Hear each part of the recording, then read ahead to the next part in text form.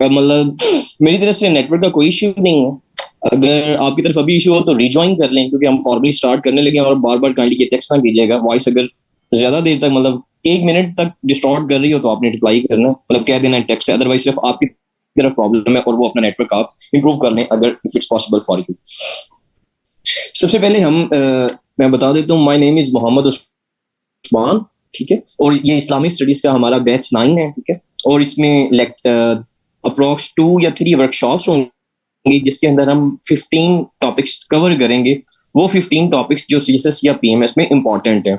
और सेकेंडली ये सेशन जो मास्टर्स कर रहे हैं या वन पेपर की तैयारी कर रहे हैं उनके लिए नहीं है, ना ही ये सिंपल मास्टर्स एमए, ये सिंपली सीएसएस और पीएमएस के लिए है। उन बच्चों के लिए मतलब जो सीएसएस या पीएमएस की प्रिपरेशन कर रहे हैं। बाकी बच्चों के लिए ये नहीं है, वो लीव कर सकते हैं बाकी बच्चे, ठीक है जी। हम आ जाते हैं अपने सिलेबस की तरफ। तो हमारा जो सिलेबस है उसके अंदर ये काइंडली आप लोग नोट डाउन कर लीजिएगा या स्क्रीनशॉट ले लीजिएगा, इट्स अप टू यू। सबसे पहला है इंट्रोडक्शन टू इस्लाम। पहला जो हमारा चैप्टर है, इसे चैप्टर कह लें या पोर्शन कह लें, पोर्शन 1 है। इसमें से एक क्वेश्चन जरूर आता है सीएसएस या पीएमएस के पेपर में ना, जरूर आता है, चाहे सीएसएस का या सीएसएस का बेसिकली सिलेबस है, तो हम इसी के हिसाब से चलते हैं। सबसे पहला टॉपिक है ये difference between Deen and religion and importance of Deen in human life. ये इकट्ठा सवाल आता है दोनों ये पॉइंट्स मिला के ना, और ये बहुत इंपॉर्टेंट टॉपिक है। हर 1-2 साल बाद ये आ रहा होता है। 2021 में नहीं आया तो 2022 में आ जाएगा, 2022 में आया तो 2024 में इसका चांस होगा, और रिपीट भी हो सकता है सीएसएस में, ठीक है।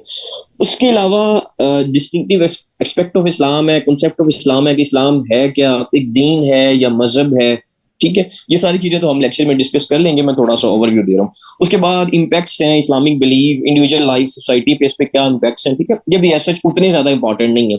मेन हमारा इस पोर्शन में दूसरा क्वेश्चन ये इंपॉर्टेंट है, ये इस्लामिक इबादत वर्शिप्स और इसके spiritual moral and social impacts, इसके मतलब असरात की। ये बहुत इंपॉर्टेंट है। कभी वो नमाज का दे देता है, कभी रोजा का, कभी हज का, कभी ज़कात का। तो ये पोर्शन बड़ा इंपॉर्टेंट है। बेसिकली 2 पोर्शन यहाँ से इंपॉर्टेंट है, ये वाला पहला, ये वाला, और ये दूसरा, ठीक है। ये काइंडली आप नोट डाउन कर लें, ज्यादा बेहतर है, या स्क्रीनशॉट ले लें, जैसे आपको बताते हैं। उसके बाद है सेकंड जो हमारा चैप्टर है वो है रिगार्डिंग स्टडी ऑफ सीरा ऑफ हॉली प्रॉफिट सल्लल्लाहु अलैहि वसल्लम as a role model for, कि हॉली प्रॉफिट सल्लम की सीरत as a role model for individual, diplomat, educator, military strategist, as peace maker, ठीक है। तो इसमें ये जो है ये 4, ठीक है, ये 4 बेसिकली में से 2 भी कोई से कर लेंगे ना तो बाकी टॉपिक्स खुद ही हो जाते हैं। जैसे कि डिप्लोमेट और मिलिट्री स्ट्रेटजीज कर लेंगे ना तो पीस मेकर वाली भी चीजें आपको आ जाएंगी। एजुकेशनिस्ट ऐसे जैसे हम मैट्रिक से लेकर अब तक इवन फर्स्ट क्लास से लेकर हमने हॉली प्रॉफिट सल्लम की सीरत के ऊपर पढ़ा है। उसके अलावा मतलब हदीस और वर्सेस कुरान सुना से हमें सारी चीजें पता है। तो हॉली प्रॉफिट सल्लम की जिंदगी पे अटेम्प्ट करना क्वेश्चन मोस्टली बच्चों के लिए बहुत ज्यादा इजी है, ठीक है। तो ये है इस चैप्टर में से। उसके बाद है चैप्टर नंबर 3, ये कह लेंगे जिसमें सिर्फ 2 टॉपिक है और इसमें से 2 में से दोनों ही आ जाते हैं कई दफा। पीएमएस में 2022 में जो अटेम्प्ट हुई थी उसमें ये 2 सवाल आए हुए थे इसी चैप्टर में से, ठीक है। तो लेकिन एक तो आना ही आना है, सबसे छोटा चैप्टर, और एक सवाल तो आना ही आना है। कभी ऐसा नहीं होगा कि इसमें से एक सवाल ना आया हो, मतलब एक्सेप्शनली हो सकता है लेकिन नॉर्मली ऐसा नहीं हो सकता। इसमें है right and status of women in Islam, ठीक है। ह्यूमन राइट्स मींस वो राइट्स ऑफ माइनॉरिटीज पूछ लेगा, राइट ऑफ या basic human rights in Islam and status of women या rights and duties of women वो पूछ लेगा इस टॉपिक में से। या दूसरा है dignity of man and women, man and women. ये दोनों टॉपिक बहुत इंपॉर्टेंट है, ये भी आप नोट डाउन कर लें। बहुत इंपॉर्टेंट है कि इस्लाम ने ये जो लोग, ये जो देसी लिबरल्स हैं, ये जो बातें करते हैं कि इस्लाम ने औरत को कोई मुकाम नहीं दिया, इस्लाम ने औरत को कोई राइट्स नहीं दिए, इस्लाम ने राइट्स दिए हुए। मसला ये है कि हमने पढ़े नहीं हुए या हमें कुछ लोगों ने बताए नहीं हुए। जो हमारे यहाँ पे मौलवी हैं कंजर्वेटिव, मैं सारे मौलवियों की बात नहीं कर रहा जो कंजर्वेटिव टाइप के हैं, सतही तौर पे दीन को सिखाने वाले थी, उन्होंने नहीं हमें बताया। हम खुद तो पढ़ सकते थे, बेसिकली हमने खुद भी पढ़ना पसंद नहीं किया। तो अब इंशाल्लाह ये नेक्स्ट लेक्चर में, आज के लेक्चर में वुमेन राइट्स इस्लाम पे डिस्कस करेंगे। बेसिक ह्यूमन राइट्स तो पहले उससे डिस्कस हो ही जाएंगे ना, जो बतौर इंसान इस्लाम ने आपको राइट्स दिए। उसके बाद है ये 3 चैप्टर हैं, ठीक है। हम चलते हैं चैप्टर नंबर 7 या पोर्शन नंबर 7, 7 पोर्शन है इसके, ठीक है। ठीक है, ये वाला पोर्शन है, ये भी इंपॉर्टेंट है। इसमें से है ये प्रोसीजर ऑफ इजमा एंड इज्तिहाद। ये इज्तिहाद ज्यादा इंपॉर्टेंट है, इजमा भी आ सकता है लेकिन अगर ज्यादा इंपॉर्टेंट हम कहेंगे तो वो कौन सा टॉपिक है, इज्तिहाद, कि इज्तिहाद क्या क्या है, इसकी इंपॉर्टेंस क्या है, इज्तिहाद कौन कर सकता है, क्या एक ऑर्डिनरी मुस्लिम कर सकता है या नहीं कर सकता, ठीक है। ये हम मतलब नेक्स्ट वर्कशॉप में इंशाल्लाह इसके बारे में डिस्कस करेंगे। उसके बाद है सैलेंट फीचर्स ऑफ इस्लामिक सिस्टम, मतलब इस्लामी निज़ाम की खुसूसियात, उर्दू वालों के लिए ट्रांसलेट करके बता रहा हूँ। ये है सोशल है, political system, economic system and judicial system. इसमें तीन इंपॉर्टेंट है, मैं रिपीट कर रहा हूँ, political system, economic system and judicial system. ये तीन बड़े इंपॉर्टेंट है। इन तीनों में से एक हर साल आने का चांस होता है, इकोनॉमी पे दे दे वो, जस्टिस सिस्टम पे दे दे या सियासी निज़ाम पे दे दे, वो उसकी मर्जी है, ठीक है। ये मैंने आपको सिलेबस में से इंपॉर्टेंट टॉपिक्स बता रहा हूँ, ठीक है। आप लोगों ने नोट डाउन कर लिए हैं या समझ आ रहा है ये बात, जो चीज मैं डिस्कस कर रहा हूँ, क्योंकि कुछ लोगों ने अभी बाद में ज्वाइन किया, तो हम क्या कर रहे हैं, सिलेबस में से इंपॉर्टेंट टॉपिक्स डिस्कस कर रहे हैं।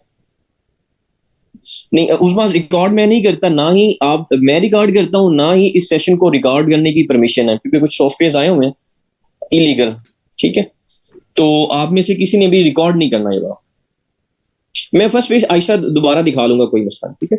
रिकॉर्ड करने की मेरी तरफ से परमिशन नहीं, अगर फिर भी आप मेरी मर्जी के बगैर रिकॉर्ड करना चाहते हैं, फिर मेरी तरफ से परमिशन नहीं, आपका और अल्लाह का मामला है, ठीक है, बट परमिशन मेरी तरफ से नहीं।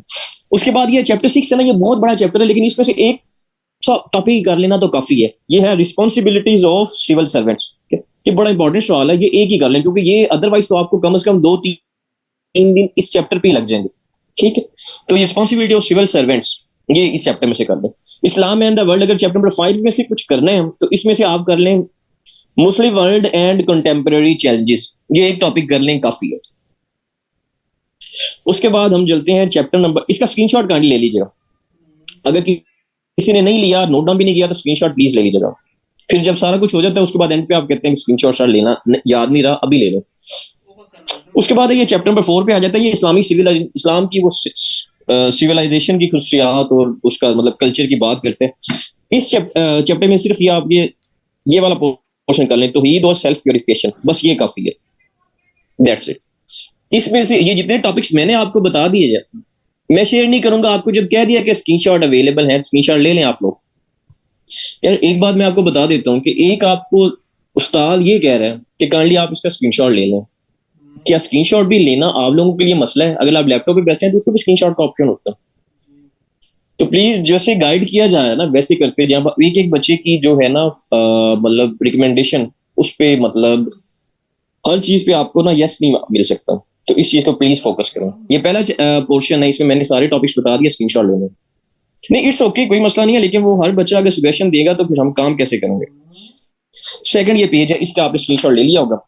आगे हम चलते हैं। अब मैं बताना ये चाह रहा था कि जो बच्चा ये टॉपिक्स जो मैंने करवाए हैं ये सारे टॉपिक्स कर लेगा, या इवन आपने अगर चेक करना हो तो आज ही पिछले 5 साल के पेपर उठाइएगा सीएसएस के, इनमें से आपने सीएसएस का जो पेपर होता है ना उसमें 20 नंबर के एमसीक्यूज आते हैं और 80 नंबर का मतलब डिटेल्ड क्वेश्चन होते हैं, 20 मार्क्स का ईच क्वेश्चन होता है। 4 क्वेश्चन करने होते हैं, 7 क्वेश्चन आते हैं पेपर के अंदर, उनमें से 4 करने होते हैं, ठीक है, सब्जेक्टिव टाइप जिसे हम बोलते हैं।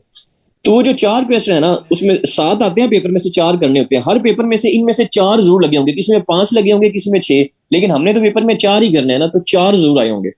अदरवाइज आपको ये सारा 50 से प्लस ये टॉपिक्स हैं, सारे अगर करना बैठेंगे तो इस पे शायद आपको, जो ज्यादा अच्छा बच्चा है, ज्यादा फिट है, वो 20 दिन लगाएगा, जो नॉर्मल बच्चा है वो 1.5 महीना लगा देगा। लेकिन इस्लामियत को इतना टाइम देने की जरूरत नहीं है। जब हमारे पास ये 20 से 25 इंपॉर्टेंट टॉपिक से हमारा काम चल रहा है तो हमें क्या जरूरत है अपना टाइम वेस्ट करने की, हम बाकी सब्जेक्ट्स पे लगाएंगे ना। जैसे करंट अफेयर है बस ऑब्वियसली उसका ज्यादा है, बाकी इस मतलब इस्लामियत स्टडीज के मोर देन इनफ है। एज ए प्रूफ मैंने आपको क्या, चेक कर लीजिएगा। हम चलते हैं अगले सेगमेंट की तरफ। अगले सेगमेंट से पहले हम डिस्कस कर लेते हैं आप लोगों से चीज।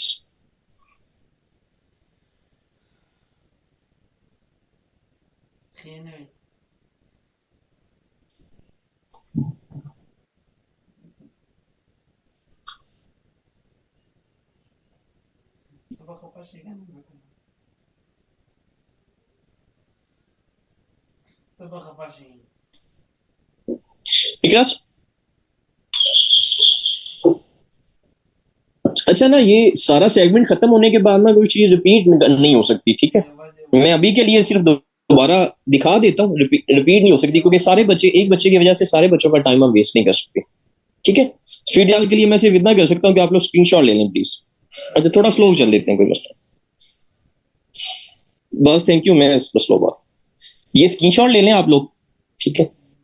या सिंपली जिन जिन पे मैंने टिक किया हुआ है ना, या एरो का निशान लगाया हुआ है, या ब्रैकेट्स लगाई हुई है, वो टॉपिक्स इंपॉर्टेंट हैं फिलहाल के लिए, इतना समझ लें। अगर आपने लेट ज्वाइन किया या सिग्नल इशू प्रॉब्लम था, अदरवाइज तो समझ आ गया होगा। सेकंड, ये सेकंड पेज है, इसका भी स्क्रीनशॉट ले लेना।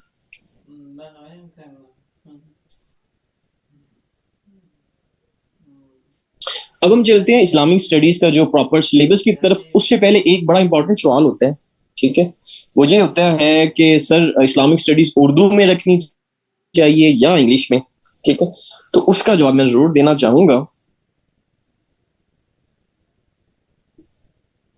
इकरार अर्शद, मैं वैसे एंड पे भी दोबारा कर दूंगा रिपीट, फिलहाल के लिए एक सेगमेंट चलने दें प्लीज।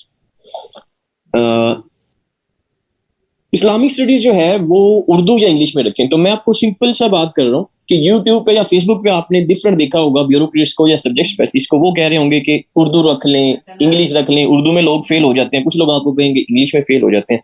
आपने उनकी नहीं मानने, आपने उस लैंग्वेज में रखना है जिसकी आपकी मतलब अच्छा लिख सकते हैं। अब एक बच्चा है जो 20 नंबर का सवाल इस्लामिक स्टडीज का इंग्लिश में अच्छा प्रूव कर सकता है, तो भाई इंग्लिश में लिख दो, अपने आर्गुमेंट्स अगर अच्छे दे सकते हो। एक बच्चा है जो उर्दू मीडियम से पढ़ा हुआ है, उसकी राइटिंग भी अच्छी है, और वो उसे लगता है कि मैं उर्दू में ज्यादा अच्छा लिख सकता हूँ, तो उसे उर्दू में अटेम्प्ट करना चाहिए। ये जो मिथ्स है ना, इससे निकल जाए कि उर्दू में 70 से ऊपर नंबर नहीं आने, उर्दू में भी 70 से प्लस नंबर आने हैं, और अगर आप बुरा लिखेंगे तो उर्दू में भी आप फेल होंगे। Same goes with English, English में भी 75 70 प्लस नंबर आते हैं, और इंग्लिश में भी लोग हर साल फेल होते हैं। इसकी एग्जांपल आपको पता ही, अभी ये सीएसएस का रिजल्ट आया महीना पहले, तो आपके कुछ जानने वाले होंगे, उनसे पूछ लीजिएगा। हर लैंग्वेज में लोग फेल होते हैं।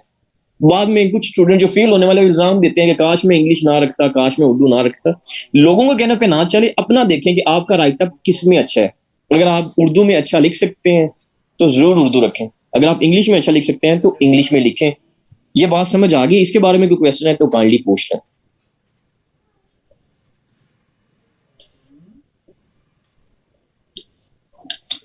अच्छा, मैं एक और बात, मैं हर चीज के लिए क्वेश्चन का टाइम देता हूँ, जैसे अभी दिया है, तो आपने क्वेश्चन तभी पूछना है जब मैं खुद कहूंगा कि क्वेश्चन पूछना।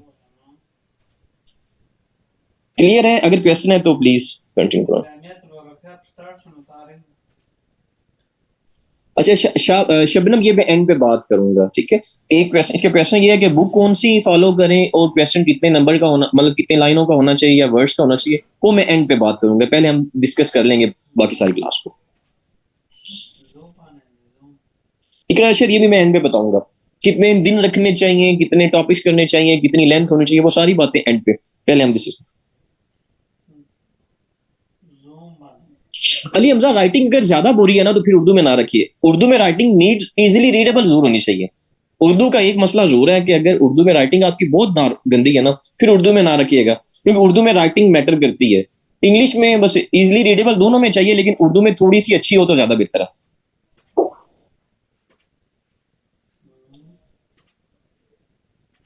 जरूर जरूर, कैसे कैसे अटेम्प्ट करना है वो तो बताना ही बताना ना, उसके बगैर तो वर्कशॉप का फायदा ही नहीं है। कहानियां तो आपको वो यूट्यूब और फेसबुक पे बड़ी मिल जाएंगी, तो कैसे अटेम्प्ट करने का तरीका तो सबसे ज्यादा जरूरी है।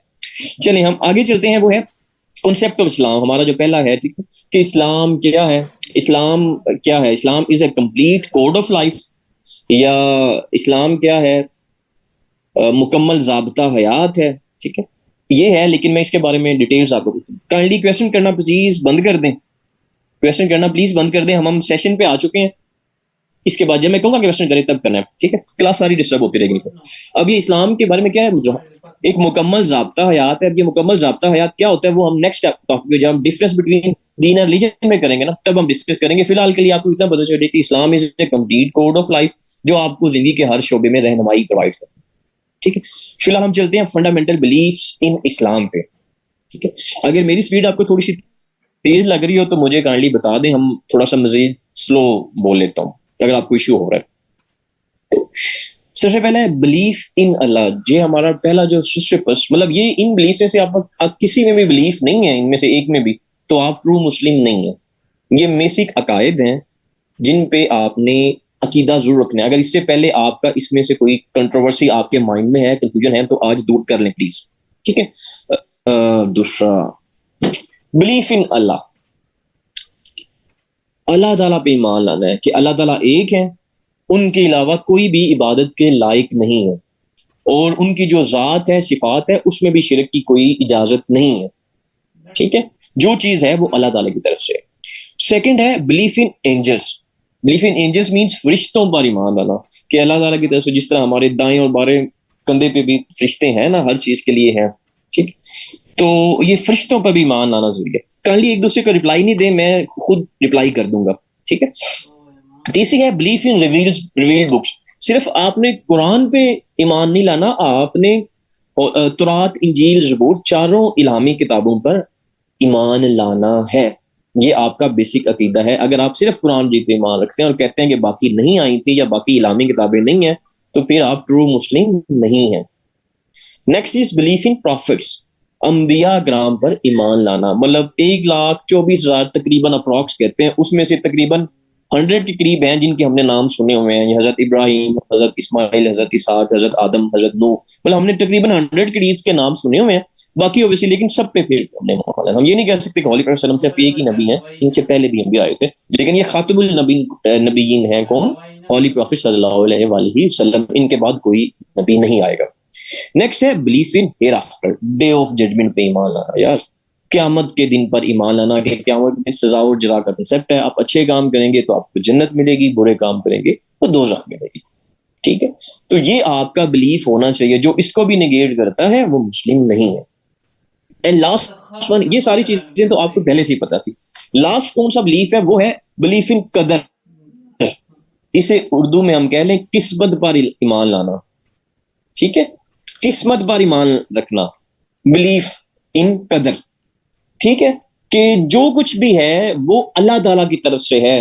वो अच्छा है, वो बुरा है, वो किसकी तरफ से है? अल्लाह ताला की तरफ से है। मतलब अच्छा और बुरे का कॉन्सेप्ट भी आपको समझा देना चाहता हूं, कि जैसे एक टाइगर है, वो शिकार हिरन का करता है, तो टाइगर के सर्वाइवल के जरूरी है, कि खुराक के लिए जरूरी है ना कि वो उसका शिकार करे, फिर ही वो जिंदा रह पाएगा। तो ये उसके लिए अच्छा है। लेकिन वो जो है रैबिट या उसकी जो प्रे है, जो भी जिसका वो शिकार करना जा रहा है, हिरन है चाहे, उसके लिए तो ये सबसे बुरा एक्ट है कि उसकी तो जान ही चली जाएगी ना। तो ये बिलीफ, ये जो चीजें यानी अल्लाह ताला ने डिसाइड करना है कौन सी चीज किस, एक चीज आपके लिए अच्छी हो सकती है, दूसरे के लिए वो बुरी हो सकती है। सेम गोज विद, मतलब वाइस वर्सा आप ले लें। ठीक है, तो ये आपने मार्क में, ये आप अपने सीएसएस में भी लगाएंगे कि बॉस आपकी जिम्मा है मेहनत करना, बाकी अल्लाह ताला की मर्जी है। वो आपको सीएसपी बनाते हैं, वो आपको पीएमएस के थ्रू ब्यूरोक्रेट बनाते हैं, वो उन्हें पता लगता हो कि आप बिजनेस करके या जॉब, कोई और जॉब करके बेटर परफॉर्म कर सकते हैं, तो वो अल्लाह ताला की मर्जी है। लेकिन आपने मान रखना है कि अगर अल्लाह ताला की विल है तो तभी मैं पास कर रहा हूँ। मेरी मेहनत तो, मेरा ऑब्वियसली मेहनत के बगैर कुछ नहीं हासिल होना, लेकिन मेन किसने डिसाइड करना है? अल्लाह ताला ने। तो इसलिए एंग्जाइटी, टेंशन से आपने निकलना है, बिकॉज अगर आपका ईमान है कि अल्लाह ताला एक है और सारा कुछ अल्लाह ताला की तरफ से है, जो हमारा बेसिक बिलीफ भी है, तो आपको टेंशन लेने की जरूरत नहीं। बिकॉज पास फेल होना तो है ही अल्लाह ताला की तरफ से। हम कौन होते हैं डिसाइड करने? हम सिर्फ मेहनत, ऑब्वियसली इरशाद भी है ना ये, कि इंसान के लफ्ज वही है जिसकी उसने मेहनत की है। तो भाई मेहनत आपको कर, आपके जिम्मे है, बाकी अल्लाह ताला की मर्जी है। किसी को थोड़ी मेहनत से मिल सकता है, किसी को ज्यादा मेहनत से मिल सकता है। ठीक है, या फिर ऐसे भी है ना कि एक बंदा हराम कमाना, ब्यूरोक्रेट बन के, आपको होता है मोस्टली ऑफिसर पाकिस्तान में ब्यूरोक्रेट मतलब रिश्वत ले रहे हैं, हमारे जानने वाले भी ले रहे हैं, हमें पता भी है। ठीक है, तो क्या एंड में जहन्नम की तरफ जा रहे हैं ये लोग। ठीक है, हम भी उन्हीं में से हो सकते हैं, अगर हम, मतलब ये जो आप लोग स्टूडेंट्स हैं, हम इसमें आप लोगों को कह रहा हूँ, मैं तो टीचर हूँ, वैसे पढ़ा रहा हूँ। तो अल्लाह ताला ने डिसाइड करना, हो सकता है अल्लाह ताला चाहते हो कि आप रिश्वत तक ना जाएं, आप उससे बेटर कोई काम, बिजनेस में आपको स्टेटस, स्टेटस इज्जत जिल्लत सब कुछ अल्लाह ताला की तरफ से है। तो इसलिए फिर आपने टेंशन नहीं लेनी, ये आपने जरूर याद रखना। चलिए जी, इस चीज के बारे में कोई क्वेश्चन है तो काइंडली पूछ लें। अब आपकी बारी, अब क्वेश्चन इस टॉपिक के बारे में पूछे जो मैंने पढ़ाया है, इससे आगे नहीं पूछना क्वेश्चन, बस यहीं तक। अगर क्लियर है तो क्लियर बोल दे, क्योंकि हम आगे चलें, क्योंकि हमने तकरीबन 9:15 9:30 तक वर्कशॉप कंप्लीट करनी है।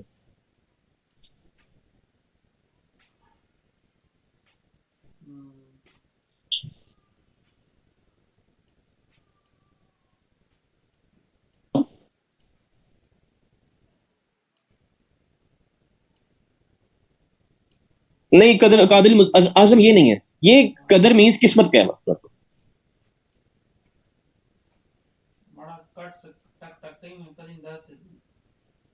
आगे हम चलते हैं।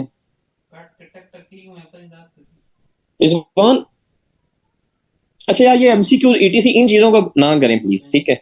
ये कर दें वो कर दें वो नहीं सीखती, क्योंकि वर्कशॉप है, हर चीज ज्यादा डिटेल भी नहीं जा सकती। हम उतना बता रहे हैं जिससे आपका काम चल जाए सीएसएस का, ठीक है? ये कोई वो जो एमए इस्लामिक स्टडीज का लेक्चर नहीं है, और ना ही ये ऑब्वियसली 20 लेक्चर का सेशन है। ये जो आपको बता देता हूँ कि 2 से 3 वर्कशॉप्स हैं जिनके अंदर हमने 15 क्वेश्चन अटेम्प्ट करने हैं। तो इसलिए हर टॉपिक पे ज्यादा डिटेल नहीं जा सकते हैं, ये मजबूरी भी है, आप समझ लें।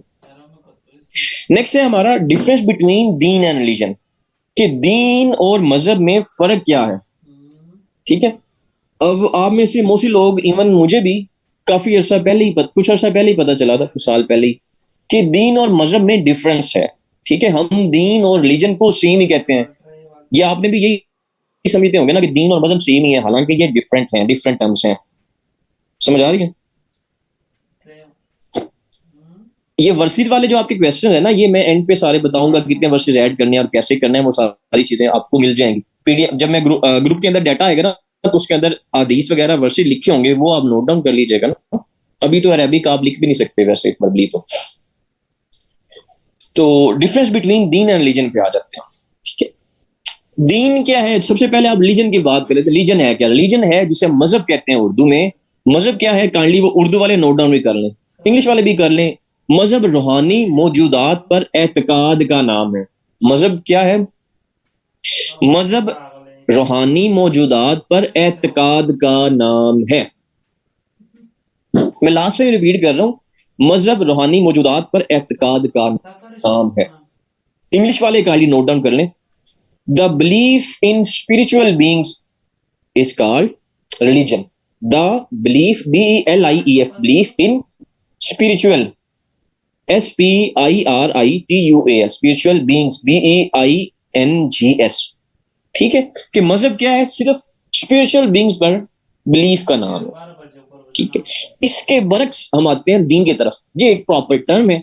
दीन क्या है? दीन एक मुकम्मल जाबता हयात है, या इंग्लिश वालों के लिए दीन is a complete code of life, जो हमें जिंदगी के हर शोबे में रहनुमाई फराहम करता है, चाहे इंडिविजुअल लेवल हो, चाहे सोशल हो, चाहे इकोनॉमी पे हो, चाहे सियासत हो। हर चीज में हमें जो चीज फराहम करता है वो होता है मुकम्मल जाब्ता हयात। और मुकम्मल जाब्ता हयात या कंप्लीट कोड ऑफ लाइफ कौन सा है? दीन है। और दुनिया में सिर्फ एक ही दीन है, उसका नाम है इस्लाम। दुनिया में इसके अलावा कोई दीन नहीं है, बाकी सारे क्या है? मजहब।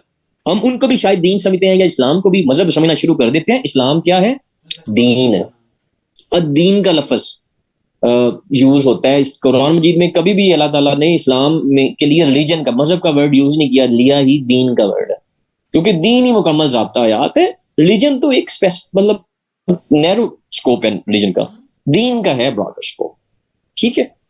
रूहानी मौजूदात पर एतकाद का नाम रिलीजन, और दीन क्या है? कंप्लीट वे ऑफ लाइफ, या मुकम्मल जाबता हयात है। ये बात समझ आ गई आप लोगों को?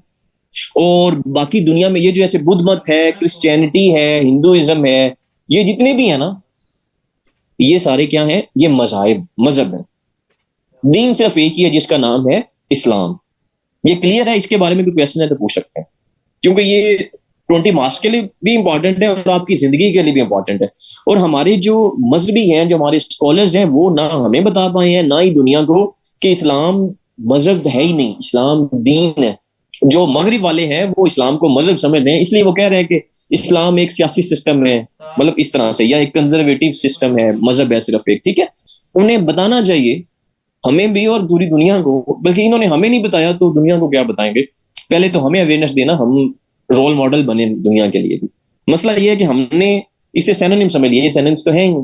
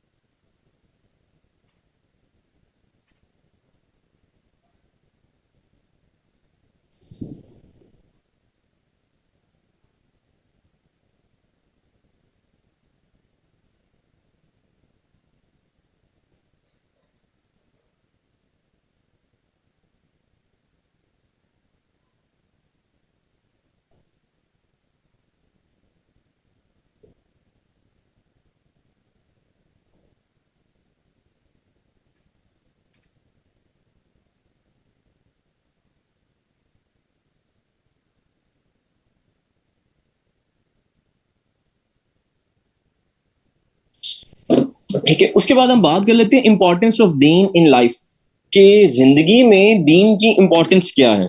ठीक है, तो दीन क्या करते हैं, सबसे पहले इसकी इंपॉर्टेंट है प्योरिफिकेशन ऑफ सोल, तज़किया नफ्स जिसे हम कहते हैं। ठीक है, कि जब आप दीन पे बिलीव कर रखते हैं तो आपकी सोल क्या होती है, प्योर हो जाती है, प्योरीफाई होती है। आप इबादत करते हैं, जैसे आप 5 वक्त की इबादत करते हैं तो आप गुनाहों से भी बच जाते हैं। ठीक है, रूह भी आपकी प्योरीफाई हो जाती है, पीसफुल हो जाती है। सेकेंड है making life purposeful and meaningful. दीन क्या है, आपकी लाइफ को पर्पसफुल और मीनिंगफुल बनाता है। जब आपको ये पता है कि आखिरत का कॉन्सेप्ट है, जज़ा व सजा का कॉन्सेप्ट है, तो आप लोगों के हक भी नहीं मारते, आप रिश्वत से, चोरी से, सारे मॉरल जो बुरे काम है, झूठ वगैरह है, उससे आप बचते हैं। तो आपकी लाइफ पर्पसफुल बन जाती है और मीनिंगफुल, कि आप दुनिया में भी लाइफ पर्पसफुल और मीनिंगफुल कराते हैं, और उसके बाद आपको पता है कि मरने के बाद आपने जन्नत में जाना है, या मतलब बुरे काम करेंगे दोजख में जाना है। तो आपको एक पर्पस भी मिल जाता है लाइफ का ना, जिंदगी गुजारने का। उसके बाद है पीस ऑफ माइंड, सुकून भी मिल जाता है। जब आप ये बिलीव करते हैं कि हर चीज अल्लाह ताला की तरफ से है, तो आपको पीस ऑफ माइंड तो मिलता ही है ना। ठीक है, आप 5 वक्त की नमाज, जैसे आप लोग में से जितने लोग नमाजें पढ़ते हैं, बुरे काम कर सकते हैं, कम करते हैं, सॉरी, ठीक है, कम करते हैं, कर मतलब अल्लाह ताला ने तो आपको मतलब सलाहियतें दी, आप अच्छा काम भी कर सकते हैं तो बुरा काम भी कर सकते हैं। तो जो लोग अच्छे काम करते हैं वो पीस ऑफ माइंड कदर ही मतलब रिलैक्स रहते हैं लाइफ में। हुँ?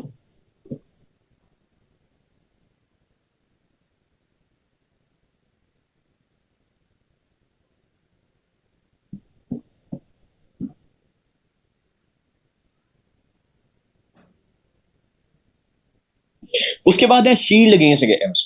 ठीक है, तो आप इवल से, बुराई और बुरे कामों के से अगेंस्ट आपको शील्ड भी मिल जाती है। ठीक है, आप क्योंकि नमाज पढ़ते हैं, रोजे रखते हैं, लोगों के हकूक का ख्याल रखते हैं, माँ बाप का भी हकूक का ख्याल रखते हैं, इंडिविजुअल हर सोशल लेवल, इंडिविजुअल लेवल हर पे आप बीइंग ए मुस्लिम इस्लाम की लिमिट्स के अंदर जिंदगी गुजारते हैं, तो आप बुराइयों से भी बच जाते हैं।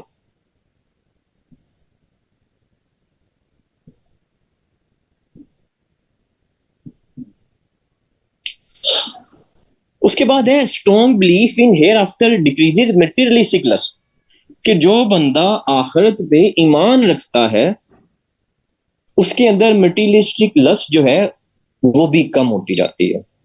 ठीक है, ये तो आपने ऑब्वियसली, जब आपको पता है कि ये जो दुनिया का माल है दुनिया में ही रह जाना है, तो आप रिश्वत भी कम लेंगे, आप सूद के कारोबार में कम जाएंगे, आप लाफुल मैनर से जिंदगी गुजारने की या मतलब काम करने की कोशिश करेंगे, या बल्कि गुजारेंगे, क्योंकि आपको पता है कि चाहे मजबूरी है, मजबूरी में भी आप रिश्वत ले रहे हैं तो वो आराम ही है। ठीक है जी,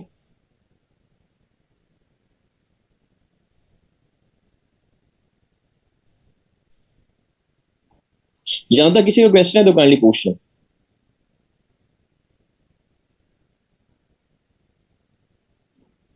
अच्छा, मैं एक चीज कह रहा हूँ कि कुछ बच्चों को आ रहा है कि सर ये भी इलेबोरेट कर दें, ये ज्यादा कर दें। प्रॉब्लम इज दैट कि इतने टाइम में इतना ही हो सकता है, इससे ज्यादा इलेबोरेट नहीं हो सकता। जितना बताया जा रहा है कि वो आपको समझ आ रहा है उसकी बात करें, उससे ज्यादा तो ऑब्वियसली फिर ये जो टॉपिक, अगर इसमें मैं 15 लेक्चर पूरा फुल सेशन लेता 1.5-2 महीने का, तो कम से कम 15 से 20 लेक्चर होते। फिर इस टॉपिक पे सिर्फ एक ही लेक्चर पूरा होना था, घंटे या 1.5 घंटे का, तो फिर वो डिस्कस इलेबरेट हो सकता था। अभी ये है कि आपको शॉर्ट टाइम में मैक्सिमम चीजें समझाने के लिए हमें इसी तरह ही चलना पड़ेगा। लोग काइंडली कॉपरेट करें, जो चीजें बताई जा रही हैं क्या उनकी समझ आ रही है, दैट्स इट।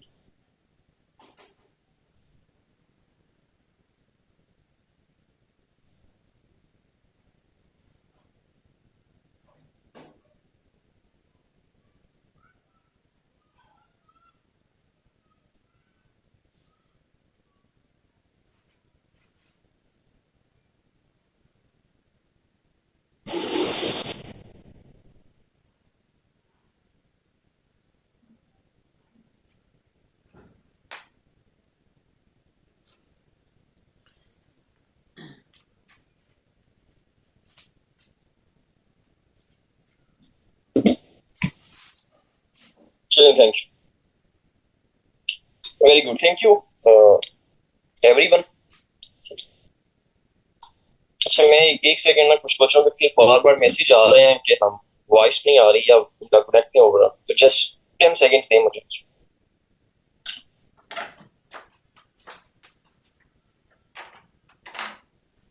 क्या सीएसएस के ना स्टूडेंट्स का सबसे बड़ा मसला पता है क्या, जो मुझे लगता है, नॉन सीरियसनेस, या अरेंज नहीं करनी चीजें। जैसे कि अभी तक उनके ये मैसेज आ रहे हैं कि सर आवाज नहीं आ रही, जूम हमें यूज नहीं करना आता। सिंपल सी बात है कि आप लोग जाते हैं यूट्यूब पे, एक हफ्ता पहले से ये वर्कशॉप अरेंज्ड है, डिसाइडेड है, तो यूट्यूब पे जाते हैं, सिंपली जाके करते हैं कि हाउ टू यूज जूम, या जूम को उर्दू में चाहे लिख देते हैं, इंग्लिश में जूम कैसे इस्तेमाल करते हैं, वो सारा तरीका बता देते हैं, बात खत्म हो जाती है।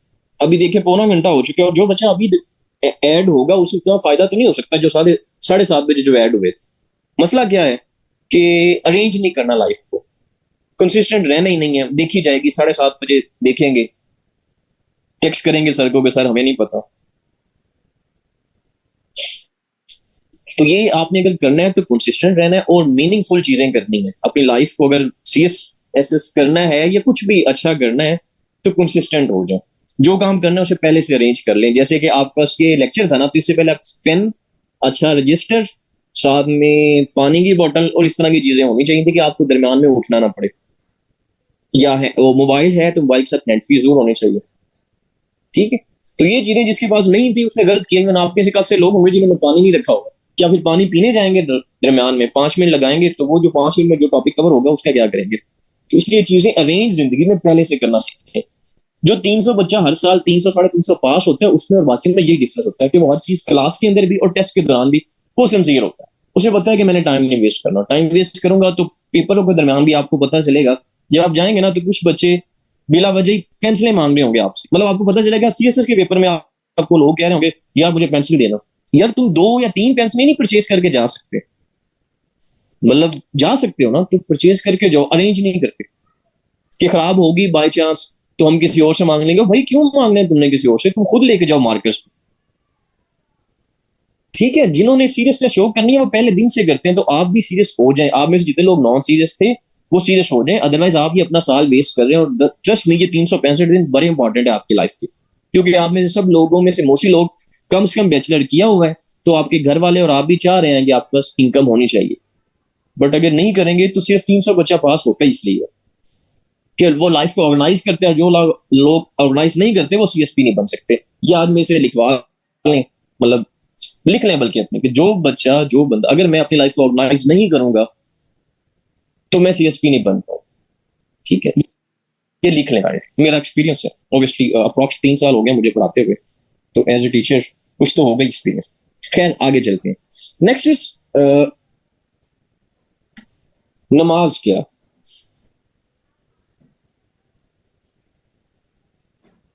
ठीक है, नमाज क्या।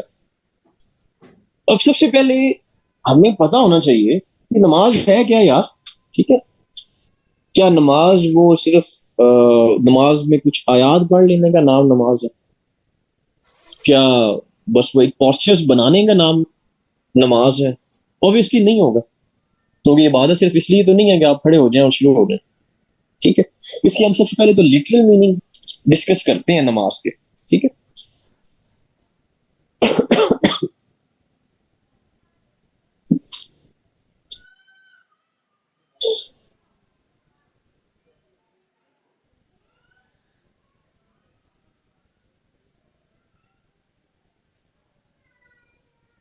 ठीक है, नमाज जो है ना, नमाज, ठीक है, ये इस्लाम की फंडामेंटल, मतलब बेसिक जो है ना, सबसे जो मेन इबादत में जो मेन वो है नमाज, ठीक है। ये दीन का बहुत ही इंपॉर्टेंट, इसका second important pillar of Islam इसे कहा जाता है। पहला कलमा, दूसरा क्या है, मतलब ला इलाहा इल्लल्लाह मुहम्मद रसूलुल्लाह, सेकंड इज नमाज, थर्ड फोर्थ एंड फिफ्थ इबादत में इस तरह से है, ठीक है। जैसे हम तौहीद भी ले आते हैं वो कलमे को ना, कुछ तौहीद कहते हैं कुछ कलमा, मतलब बात तो एक ही है कि अल्लाह ताला पर ईमान रखना और हजरत मोहम्मद सल्लल्लाहु अलैहि वसल्लम अल्लाह के नबी। ये सेकंड इंपॉर्टेंट पिलर है। ये एमसीक्यूज भी बड़ा है कि नमाज दीन का कौन सा रुकन है, दूसरा, पहला, तीसरा, चौथा, तो आप लिखना है दूसरा या सेकंड, ठीक है। तो इसका जो मीनिंग है ना अकाउंट, इसके लिए जो कुरान मजीद के अंदर इसके लफ्ज लिखा हुआ है तो वो लिखा हुआ है अकामत नमाज, इंग्लिश के लिए AQAMAT, अकामत जिसे कहते हैं। टू बी स्टेडफास्ट, ठीक है, जिसका मतलब होता है टू बी स्टेडफास्ट, कि नमाज के अंदर अकामत सलात या to be steadfast in prayer का मतलब है कि जब किसी चीज को इकामत सलात, या टू बी स्टेडफास्ट का मतलब ये है कि जब किसी चीज को उसकी सारी ड्यूटीज, उसके राइट्स, उसके प्रॉपर डेकोरम और प्रॉपर टाइम के साथ, मतलब हर चीज जो चीज उसके ऊपर एसओपीज है उसके साथ आप करेंगे, तो तब वो चीज अकामत की सूरत में आएगी, या to be steadfast in prayer. ठीक है, जैसे नमाज है तो सबसे पहले आपने आपने क्या ख्याल करना है, आपके कपड़े साफ, जिस्म पाक हो, कपड़े पाक हो, वजू करना हो, वजू के प्रॉपर फ्राइज हैं और सुनते हैं। उसके बाद सेम गोज विद जब आप नमाज पढ़ने लगे हैं तो नीचे जाए नमाज है, जो भी कपड़ा है वो पकीजा होना चाहिए, प्रॉपर डेकोरम के साथ पहले नियत करनी है, फिर सारी उस तरह सलात, और माइंड में रखना है कि अल्लाह ताला आपको देख रहे हैं। ठीक है, तो प्रॉपर डेकोरम के साथ अगर नमाज नहीं पढ़ेंगे तो वो फिर नमाज के वो आपको जो जिस मकसद के लिए, जिस कॉन्टेक्स्ट में नमाज फर्ज की गई है वो नहीं पूरा हो सकेगा, क्योंकि इबादत का एक प्रॉपर दूसरा वे है, उस वे से ही पढ़नी। ठीक है, ये है अकामत सलात का मतलब कि इसको पूरी राइट्स, ड्यूटीज और डेकोरम के साथ पढ़ेंगे तो अकामत सलात। कुरान मजीद में ये वर्ड है ही नहीं कि नमाज पढ़ा करो, नमाज कायम करो का वर्ड है। ये आपने हर जगह पहले भी सुना होगा, तो नमाज कायम करने का, नमाज पढ़ने का तो है ही नहीं। ठीक है, इसके बारे में है कि नमाज दीन का सुकून है, हज़रत वसल्लम की है ना ये हदीस, नमाज दीन का सुकून है, नमाज मोमिन की मराज है। ठीक है, या नमाज बेहयाई और बुरे कामों से रोकती है, ये भी हज़रत वसल्लम की हदीस है ना। तो ये नमाज दूसरा आपको मतलब नमाज, ये मैं कंटेक्चुअल मीनिंग बता रहा हूँ कि नमाज कायम करो ताकि और जो मुश्किरीन है, मुनकरीन है, उनमें से ना हो जाओ ना, कि मतलब आप दीन और कुफर जैसे क्या है कि नमाज अदा नहीं करते, ठीक है, तो आपका कुफर पे भी, ये कुछ आजकल मौलाना इकराम ये बात इसको एक्सप्लेनेशन में जा रहे हैं कि जो बंदा नमाज नहीं पढ़ता वो कुफर की तरफ जा रहा है। ठीक है, तो इसकी इतनी ज्यादा इंपॉर्टेंस है, मतलब नमाज इवन आप बैठ के नहीं, खड़े होकर नहीं पढ़ सकते तो बैठ के पढ़े, बैठ के नहीं पढ़ सकते लेट के पढ़े, लेट के नहीं पढ़ सकते इशारों से भी नमाज पढ़े। इस हद तक इसकी इंपॉर्टेंस है, इसके फजीयत के हवाले से पढ़नी चाहिए। ठीक है, आप में से जो लोग नहीं पढ़ रहे प्लीज स्टार्ट कर दें, सारी पढ़ लें, जितनी पढ़ सकते उतनी तो पढ़ लेने की कोशिश करें, सारी पढ़ें, क्योंकि बहुत सख्त गुनाह है, बहुत ही ज्यादा सख्त गुनाह है। तो इससे मतलब सिर्फ 20 नंबर के सवाल के लिए ना करें इस लेक्चर को, या दीन को समझने के लिए पढ़ें। इस्लामियात में सीएसएस का मकसद ये नहीं है कि आपको सिर्फ 20-100 में से आप 80, 70, 50 नंबर लेके पास हो जाए। मकसद मेन ये भी है कि आप लोग दीन सीखें और उस पर अमल करें। दीन सीखने के लिए पढ़ना पड़ेगा, लेक्चर भी सुनने पड़ेंगे और पढ़ना भी पड़ेगा। पढ़ेंगे तो ऑब्वियसली फिर आप इम्प्लीमेंटेशन पे भी आएंगे। जब पता ही नहीं है नमाज की फजीयत का तो कैसे जाएंगे उस तक। ठीक, नेक्स्ट हम चलते हैं इसकी इम्पैक्ट्स की तरफ, क्योंकि सवाल आते हैं सिंपल सा। मोस्टली अगर आसान सवाल हो तो वो कहेगा राइट, मतलब व्हाट इज नमाज, या राइट नोट ऑन नमाज, और आल्सो डिस्कस इस इम्पैक्ट्स, वो जो है सोशल है, इंडिविजुअल, सोसाइटल हैं और इंडिविजुअल, तीन तरह के, सॉरी इंडिविजुअल, सोसाइटल और दूसरा मॉरल। ठीक है, तीन तरह के इम्पैक्ट्स, और भी कोई वो डाल सकते हैं, उसकी मर्जी है। अब इम्पैक्ट्स की हम बात करें तो ना, ये आपको इम्पैक्ट्स ना नमाज के सबको ही आते हैं। जरा कोई बच्चा जिसको थोड़ा सा मतलब, जिसने पहले पढ़ा ना हो, जिसने पहले रीड किया हुआ ना इसके सिलेबस को, वो ना रिप्लाई करे। जिसने पहले नहीं पढ़ा, अपने नॉलेज से आप जरा ना, ठीक है, अपने नॉलेज से जरा आपने बताना है कि नमाज के इम्पैक्ट्स क्या हैं, जो माशरे पे या इंडिविजुअल या मॉरल इम्पैक्ट्स क्या है। काइंडली जरा अपने ब्रेन पे जोर डालें और जल्दी से रिप्लाई करें। जो हमारे पुराने स्टूडेंट्स हैं काइंडली वो तो रिप्लाई अभी करेंगे ना। हजरत आशा आप होगी खास तौर पे, बल्कि आपने तो शायद पढ़ा होगा। जल्दी से दें, इतना टाइम नहीं है ना बच्चे सोचने के लिए, सोचे बगैर लिखें। अगर आपको आता है तो सोचे बगैर ही लिखना पड़ेगा। सोचने की तक बात जा रही है तो फिर इट मींस आपकी उस तरह से तैयारी नहीं, सॉरी, आपने उस तरह से नमाज को सीखा है।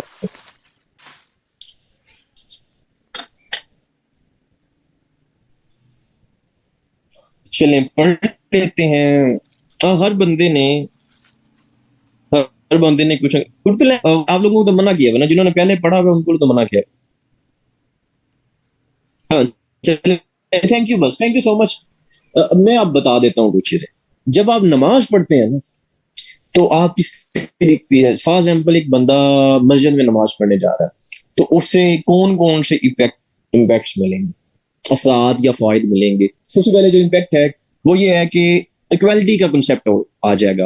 एक ही सफ में खड़े हो गए महमूदो अयाज, ठीक है, वो वाला वो जो शेर है इकबाल का, ये आपने जरूर लिखना है। उर्दू वालों ने भी लिखना है और इंग्लिश वाले भी लिख दें, ठीक है, क्योंकि ये बहुत ही ज्यादा रेलिवेंट है। ठीक है, काइंडली टाइप करना बंद कर दें। जब मैंने टाइम दिया था उतना ही था, वो 30 सेकंड थे, वो गुजर चुके हैं, अब ना लिखें प्लीज। अब सुने सिर्फ। पहला इम्पैक्ट आ गया इक्वालिटी का कंसेप्ट। सेकंड क्या है कि जब आप मोहल्ले की मस्जिद में पढ़ने जा रहे हैं तो आपके मोहल्ले में कोई बंदा है जो वैसे सफेद पोश है, लेकिन उसके आजकल इकोनॉमिक मैटर्स हैं या कोई और मसले हैं जो वो डिस्कस नहीं कर सकता, लेकिन आप उसकी हालत देख के, अगर उसके कपड़े और ईटीसी देख के आपको समझ आएगी यार इस पर पैसे नहीं है आजकल। सेकंड, हो सकता है कि उसे दूसरा कोई और हेल्प चाहिए हो, फाइनेंशियल हेल्प के अलावा भी, वो भी आपसे डिस्कस कर गए तो हो सकता है मतलब कलेक्टिवनेस में आप एक दूसरे के ये जो म्यूचुअल हेल्प है वो कॉन्सेप्ट में भी आ जाता है, ये भी इसके असरात में ही आता है। उसके अलावा क्या है, प्योरिफिकेशन ऑफ सोल हो जाती है, अल्लाह ताला से कनेक्शन बिल्ड हो जाता है, आपकी लाइफ मीनिंगफुल, जो इम्पैक्ट ऑफ दीन है वो इसमें भी मीनिंगफुल भी हो जाती है ना, कि आपको पता होता है कि नमाज पढ़ेंगे, ठीक है, नमाज क्योंकि बुरी आई और बुरे कामों से भी रोकती है, ये भी इसका इम्पैक्ट है। ठीक है, दूसरों की मदद करने का भी आपको मतलब एक जरिया है ये। ठीक है, बाकी इंडिविजुअल लेवल पे अलग अलग कनेक्शन बन जाए, इससे बड़ी बात ही क्या है यार। ठीक है, बुराई से आप बच गए हैं। ठीक है, आप दूसरा मोहल्लेदारों की या जुमा का जैसे कंसेप्ट है, तो जुमे में आपने वो जामा मस्जिद में पढ़ना तो इसीलिए ना। ठीक है, उसके अलावा क्या है, इरेजर ऑफ सिन है, इसके बारे में वर्सेस हैं कि नमाज जो आपके वो क्या है, कॉन्टेक्चुअल मीनिंग है कि आपकी एक नमाज से दूसरी नमाज तक के जो गुनाह है एक नमाज वो के दौरान वाले जो आपने की है, एटलीस्ट जो है जो छोटे गुनाह है, ठीक है, वो तो माफ हो जाते हैं, इरेजर ऑफ सीन्स हैं। ठीक है, उसके अलावा क्या है, आपकी लाइफ में कंसिस्टेंसी आ जाती है भाई, बाकायदा आप 5 वक्त की नमाज पढ़ेंगे, आपको पता होगा कि मैंने टाइम पे करना है, सेम गोज विद आपकी सिलेबस। क्या आपको पता होगा कि यार ये 3 घंटे मैंने पढ़ने के लिए रखे हुए, तो मैंने 3 घंटे पढ़ना है, इसमें कोई और काम करना, वो आपकी प्रैक्टिस हो रही है ना, आपकी प्रॉपर तौर पे प्रैक्टिस हो रही है। यूनिटी का भी कंसेप्ट आ जाता है, सेल्फ प्योरीफाई हो जाती है, आप फियर से भी निकलते हैं। जब आप अल्लाह ताला के सामने सर झुकाते हैं तो किसी और के सामने सर भी नहीं झुकाते, आपको पता होता है कि अल्लाह ही मेरा मालिक है, उसने ही मुझे नवाजना है, उसने ही देना है, मुझे किसी और के सामने हाथ फैलाने की, सिफारिश लगवाने की जरूरत नहीं है, मैंने जो मांगना है अल्लाह से ही मांगना है। तो ये इस तरह के इम्पैक्ट्स हैं। बाकी वो जो बुक्स इम्पैक्ट्स हैं वो आपको, वो मैं पीडीएफ फॉर्म में वो बुक सेंड कर दूंगा, उसके अंदर लिखे होंगे, वो पढ़ लीजिएगा। ठीक है, लेकिन ये जो है जो आपको पता होना चाहिए, जो प्रैक्टिकल है वो यही। ठीक है, इस तरह के और भी होंगे। यहां तक क्वेश्चन है तो प्लीज जरूर पूछिए, यू आर वेलकम।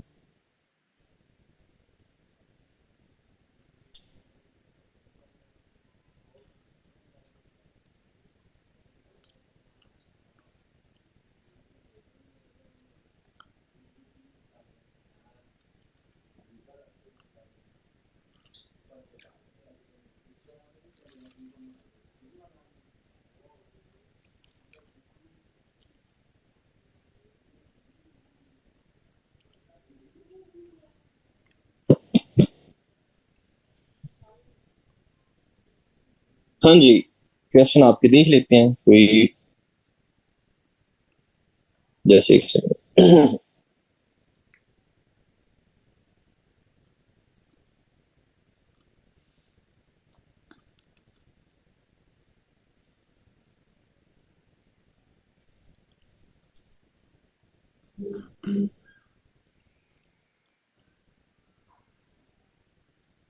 चलिए, बस क्वेश्चन कोई नहीं करेगा, मैं देख लेता हूँ आपके पुराने क्वेश्चन। मैंने ग्रुप में ना एक दूसरा, क्या उसे कहते हैं, ये आपकी चैट में एक मैंने व्हाट्सएप ग्रुप का लिंक सेंड कर दिया है।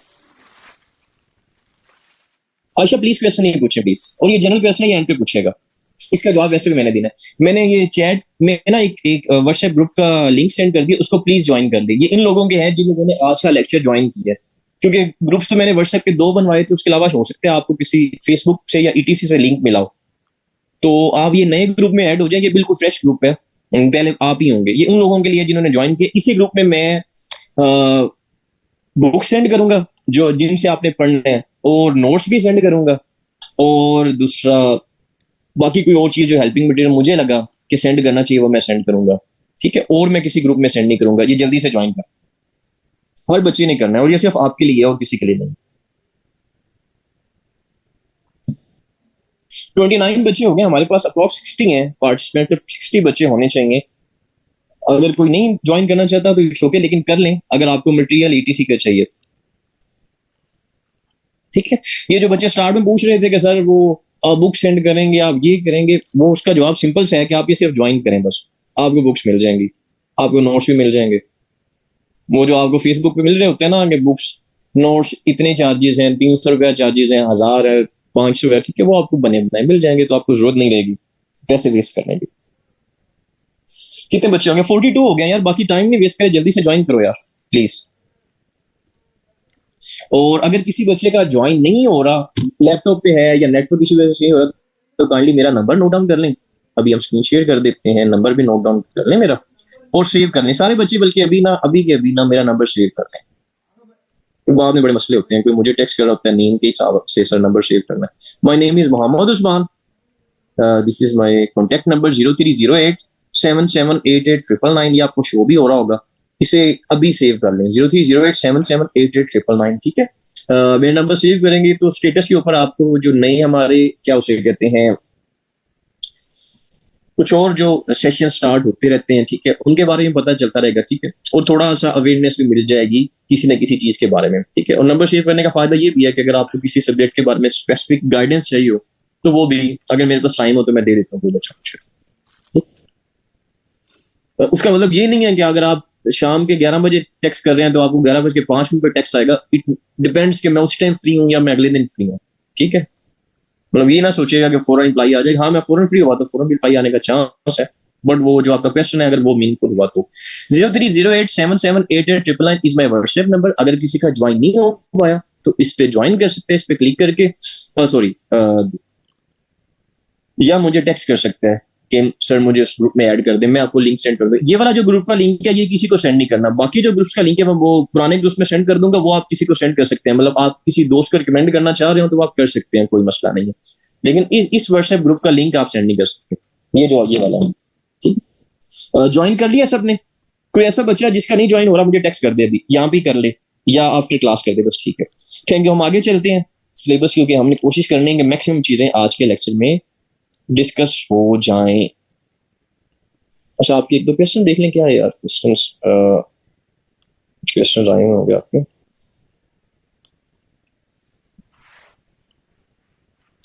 सोशलाइजेशन नहीं है, आप सोशल इंपैक्ट्स की प्रॉपर एक हेडिंग है, ठीक है। अभी आपने ना आजम, ये सिर्फ लेक्चर का फायदा नहीं होता, उसके बाद जब आप रीडिंग करेंगे ना बुक की, तब आपको समझ आएंगे ये कंफ्यूजन जो है ना छोटी मोटी, वो खुद खत्म हो जाएंगी, क्योंकि question proper question answer form में मिलेगी जो बुक मैं सेंड करूंगा, तो आपको मजा आएगा पढ़ने में। चलें, गुड, नेक्स्ट हम चलते हैं, मैं स्क्रीन शेयर किया करते हैं आपके साथ।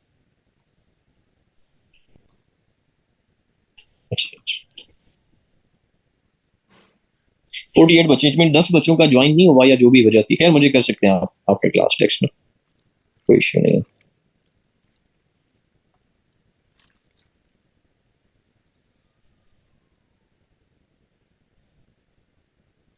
उस्मा प्लीज अपने जो जनरल क्वेश्चन है ये एंड तक रखें, अब मैंने आज बना के देना है आपको 20 नंबर क्वेश्चन के सॉल्व कैसे करना। यार आपका जो भी क्वेश्चन है प्लीज माइंड में रखें, एंड पे मेरे ख्याल में एक क्वेश्चन भी बचेगा नहीं आपके माइंड में, मुझे लगता है ऐसा, लेकिन आपको उसके लिए 9 बज के तकरीबन 9:30 बजे तक बैठना पड़ेगा बस, ठीक है। अगर आप अभी भागना चाहते हैं तो भाग सकते हैं, लेकिन जो बच्चा चाहता है कि 20 नंबर का सवाल हल कैसे करना है और सोर्सेज वगैरह कौन से एटीसी, वो एंड तक बैठे, मुझे नहीं लगता आपका कोई क्वेश्चन भी मिस होगा। वो प्लीज ये इस तरह के जंपल क्वेश्चन नहीं करें प्लीज, ये लास्ट टाइम मैं कह रहा हूँ, क्योंकि सारी क्लास डिस्टर्ब हो रही है आपके नॉर्मल क्वेश्चन पेपर से, ठीक है। आगे चलते हैं, रोजा, जिसे हम उर्दू में सोम भी कहते हैं, रोजा ही कहते हैं, ठीक है, आसान वर्ड है, ठीक है। ये इस्लाम का थर्ड इंपॉर्टेंट पिलर है, ये एमसीक्यूज में आता है, ये लिख लें अपने नोट रजिस्टर के ऊपर, थर्ड इंपॉर्टेंट, तीसरा इंपॉर्टेंट पिलर ऑफ इस्लाम है। और इसके बारे में होली प्रॉफेट सल्लल्लाहु अलैहि वसल्लम की सेइंग है, देयर इज चैरिटी या there is zakat for every, charity brackets के अंदर आप लिखेंगे zakat for everything and charity of body is fasting. मैं जो बुक सेंड करूंगा ना उसके अंदर इस तरह के वर्सेस और भी होंगे, वो आप बुक से थे आप सुन लें सर, कि हर चीज के लिए ज़कात या चैरिटी है और जिस्म की ज़कात रोजा है, दैट्स, ठीक है, उसके बाद इसके मीनिंग की तरफ जाते हैं। मीनिंग जो है फास्टिंग का या रोजे का, वो है मीन्स टू स्टॉप, रुक जाना या रोकना, टू refrain, ठीक है। लेकिन इन इस्लामिक कॉन्टेक्स्ट में क्या है कि आप इस्लामिक टेक्स्ट में सोम या रोजा एक ऐसी प्रैक्टिस है जिसके अंदर इंसान या मुसलमान मुसलमान मुसलमान रख रहे हैं, मुसलमान एक इंसान अब्सटेन रहता है फ्रॉम ईटिंग, खाने पीने की अशिया से, और कुछ लाफुल जो मतलब पहले हलाल चीजें हैं लेकिन रोजे के अंदर वो आराम है, उन चीजों से वो बचता है, फ्रॉम सनराइज टू सनसेट, ठीक है, डॉन टू डस्ट जिसे हम कहते हैं, from dawn to dust, dawn to sunset कह रहे हैं, ठीक है। सुबह मतलब ऑब्वियसली आपको ये सारे रोजे ऑलमोस्ट आप में से मेरा नहीं ख्याल कोई एक भी बच्चा होगा जिसने रोजे नहीं रखे होंगे, चाहे कम रखे होंगे नहीं रखे, तो आप सबको पता है तो प्रॉपर उसका डेकोरम है, उसके अंदर आपने खाना पीना ये हलाल है हालांकि, लेकिन रोजे की हालत नहीं खा सकते आप। झूठ पहले भी हराम है लेकिन इस इन दिनों आपने क्योंकि रोजा ऑब्वियसली फिर वो फायदा ही नहीं होना, अगर आप नमाजें नहीं पढ़ेंगे, ये झूठ वगैरह बोलेंगे तो फिर रोजे का तो फायदा ही नहीं है। रिश्वत अगर आप ले रहे हैं रोजे की हालत में तो फिर फायदा रोजे का, फिर तो रोजा रखा ना रखा सेम है ना। तो ये सारी जो प्रैक्टिस है उसका नाम रोजा है, आपने बचना है। इवन दूसरा हलाल चीजों से जो जिनके बारे में अल्लाह ताला ने फरमाया कि नहीं कर, ठीक है, इसके बारे में अल्लाह ताला का इरशाद है, fasting is for me and I will give its reward, जिसका कॉन्टेक्चुअल मीनिंग समझ लें कि रोजा मेरे लिए है और मैं ही इसका रिवॉर्ड दूंगा। एक और बात कि जो भी मैं हदीस बता रहा हूँ ना उर्दू में, वो कॉन्टेक्चुअल मीनिंग समझे, हो सकता है उसमें कुछ थोड़ी बहुत लफ्जों का मतलब चेंजेस हो सकती हैं, कॉन्टेक्चुअल मीनिंग है, ठीक है। Same to same word obviously book से आपको मिल जाएंगे, ठीक है। वो आप उर्दू वाले जो मैं रेफरेंसेस बता रहा हूँ वो लिखने की जरूरत नहीं है, जो मैं हदीस के रेफरेंस किया, ठीक है, वो कॉन्टेक्चुअल मीनिंग है, वो सिर्फ समझने के लिए, ठीक है। उसके अलावा अगर मैं आज का लेक्चर या कोई वर्कशॉप के अंदर आपको लगता है कि मैं कोई चीज ठीक नहीं गलत बता रहा हूँ फॉर एग्जाम्पल, तो आपने मुझे आफ्टर लेक्चर या कुछ दिन बाद मुझे आफ्टर लेक्चर बल्कि चाहे टेक्स्ट कर दे मेरे व्हाट्सएप के इनबॉक्स में कि सर ये चीज इस तरह से नहीं है, या ये मुझे लगता है कि वो हो सकता है आपने कहीं और से पढ़ा हो सकता है उसने उस बंदे ने गलत लिखा हो, तो मैं सब मुझे जरूर बताइएगा, क्योंकि अगर वो चीज मैं गलत बता रहा हूँ तो फिर मेरी भी क्या होगी, इंप्रूवमेंट हो जाएगी, ठीक है। तो आपके लिए मैं वेलकम करता हूं कि आप मुझे बताएं कि अगर मैं कुछ गलत बता रहा हूँ। वैसे तो ये सारी चीजें मेरी प्रॉपरली रिसर्च बेस्ड हैं, कोई चीज भी एक लफ्ज भी मैं दीन के बारे में कोशिश करता हूँ कि मैं मतलब हेर फेर ना करूँ, ठीक है। लेकिन अगर आपको लगे कि कोई चीज ऐसे है जो मतलब कॉन्ट्राडिक्टरी है, आपने कुछ और पढ़ा हुआ, तो मुझे जरूर बताना, लेकिन प्रॉपर रेफरेंस के सर मैंने जहां से ये पढ़ा था। मुझे ये नहीं बताना कि मुझे मस्जिद के मौलवी ने ये बताया था या किसी मुफ्ती ने बताया था, फिर ठीक है। अब बताया जो फतवा देने का कंसेप्ट है, हाँ ये बात सारे बच्चे समझे, फतवा सिर्फ मुफ्ती दे सकता है, ना आलिम दे सकता है, ना स्कॉलर, ये जो छोटे मोटे एमफिल किया हुआ इस्लामिक स्टडी अरबिक ये नहीं दे सकते, हाफिज ईटीसी, ना ही आलिम दे सकते हैं, सिर्फ एक मुफ्ती फतवा दे सकता है, या मुफ्ती से अगले वाले लोग, मुफ्ती वाला, ठीक है। तो हमारी कौम में या जो हमारी वर्ल्ड मुस्लिम वर्ल्ड में जो बिगाड़ है वो इस वजह से हम क्या करते हैं, मस्जिद के मौलवी के पास चले जाते हैं, हम एक आलिम के पास चले जाते हैं, उसे कहते हैं मौलवी साहब फतवा दो, और भाई फतवा देने की उसके पास लायक नहीं है, दीन ने उसे इजाजत ही नहीं दी हुई फतवा देने की, तो आप ऐसे लोगों से फतवा ना दें, काइंडली बंद करें, ठीक है। या अगर आपको कोई ऐसा बंदा दे रहा है तो आप उसके बाद दोबारा किसी मुफ्ती से पूछ लें कि सर मैंने यहाँ से ये सुना था और वो मेरे ख्याल में अभी नॉलेज नहीं था, दीन ने उसे इजाजत नहीं दी थी, लेकिन आप क्या कहते हैं, हो सकता है वो ठीक दे रहा हो, लेकिन आपने कंफर्म जरूर करना है। जब तक मुफ्ती लेवल का बंदा फतवा नहीं देता आपने नहीं मानना। ये जो मौलवी मौलवी मस्जिदों के कह रहे हैं, मैं मौलवी मौलवी इसलिए नहीं कह रहा कि वो उनकी रिस्पेक्ट नहीं है, इसलिए कह रहा हूँ कि यार ये फतवे दे देते, क्योंकि इन्हें खुद को नहीं पता कि ये फतवा नहीं दे सकते, ठीक है। मसला ये अवेयरनेस नहीं है ना, ये बात भी हमारे स्कॉलर्स ने बतानी थी, हमारे स्कॉलर्स ने नहीं बताई। काश हमारे मुफ्ती ये टीवी चैनल्स पे आके बताएं कि बहुत सिर्फ मुफ्ती दे सकते हैं, प्लीज देना बंद करें, बिगाड़ काफी ज्यादा माशरे में निकल जाएंगे, खत्म हो जाएंगे, और ये आपको पता है खत्म हो जाएंगे। ये हम जो कंजर्वेटिव, सारे मौलवी बुरे नहीं है, कुछ मौलवी फतवा नहीं देते, हमारे एरियाज में है ऐसे मौलवी जो फतवा नहीं देंगे, आप जितनी मर्जी कह रहे हैं, बिकॉज उन्हें पता है, वो ये शायद ना बताएं कि हम दे नहीं सकते, दीन में इजाजत नहीं है या हम अहल ही नहीं है, लेकिन वो देंगे नहीं, वो है रैशनल जो दीन चाहता है, क्योंकि इस्लाम क्या है, इस्लाम एक रैशनल दीन है, ठीक है। इस्लाम ना कंजर्वेटिव दीन है, ठीक है, और ना ही वो जो लिबरल इस्लाम की बात होती है ना वो भी, इस्लाम एक दीन है, ये मजहब नहीं है, और रैशनैलिटी को बेस करता है, ठीक है जी। चलिए काइंडली यार आपस में रिप्लाई नहीं करें प्लीज, ना ही आपस में आप क्वेश्चन करेंगे, ना ही आपस में आप रिप्लाई करें प्लीज, ठीक है। आगे हम चलते हैं, आगे हम चलते हैं इसके इम्पैक्ट्स की तरफ। तो जिस तरह नमाज के इम्पैक्ट्स हैं उस तरह रोजे के भी इम्पैक्ट्स हैं। रोजे के लिए क्या है, सबसे पहले सेल्फ प्योरिफिकेशन हो जाती है यार, ठीक है। अब क्या हो जाती है, सेल्फ प्योरीफाई हो जाती है जब आप रोजा रखते हैं।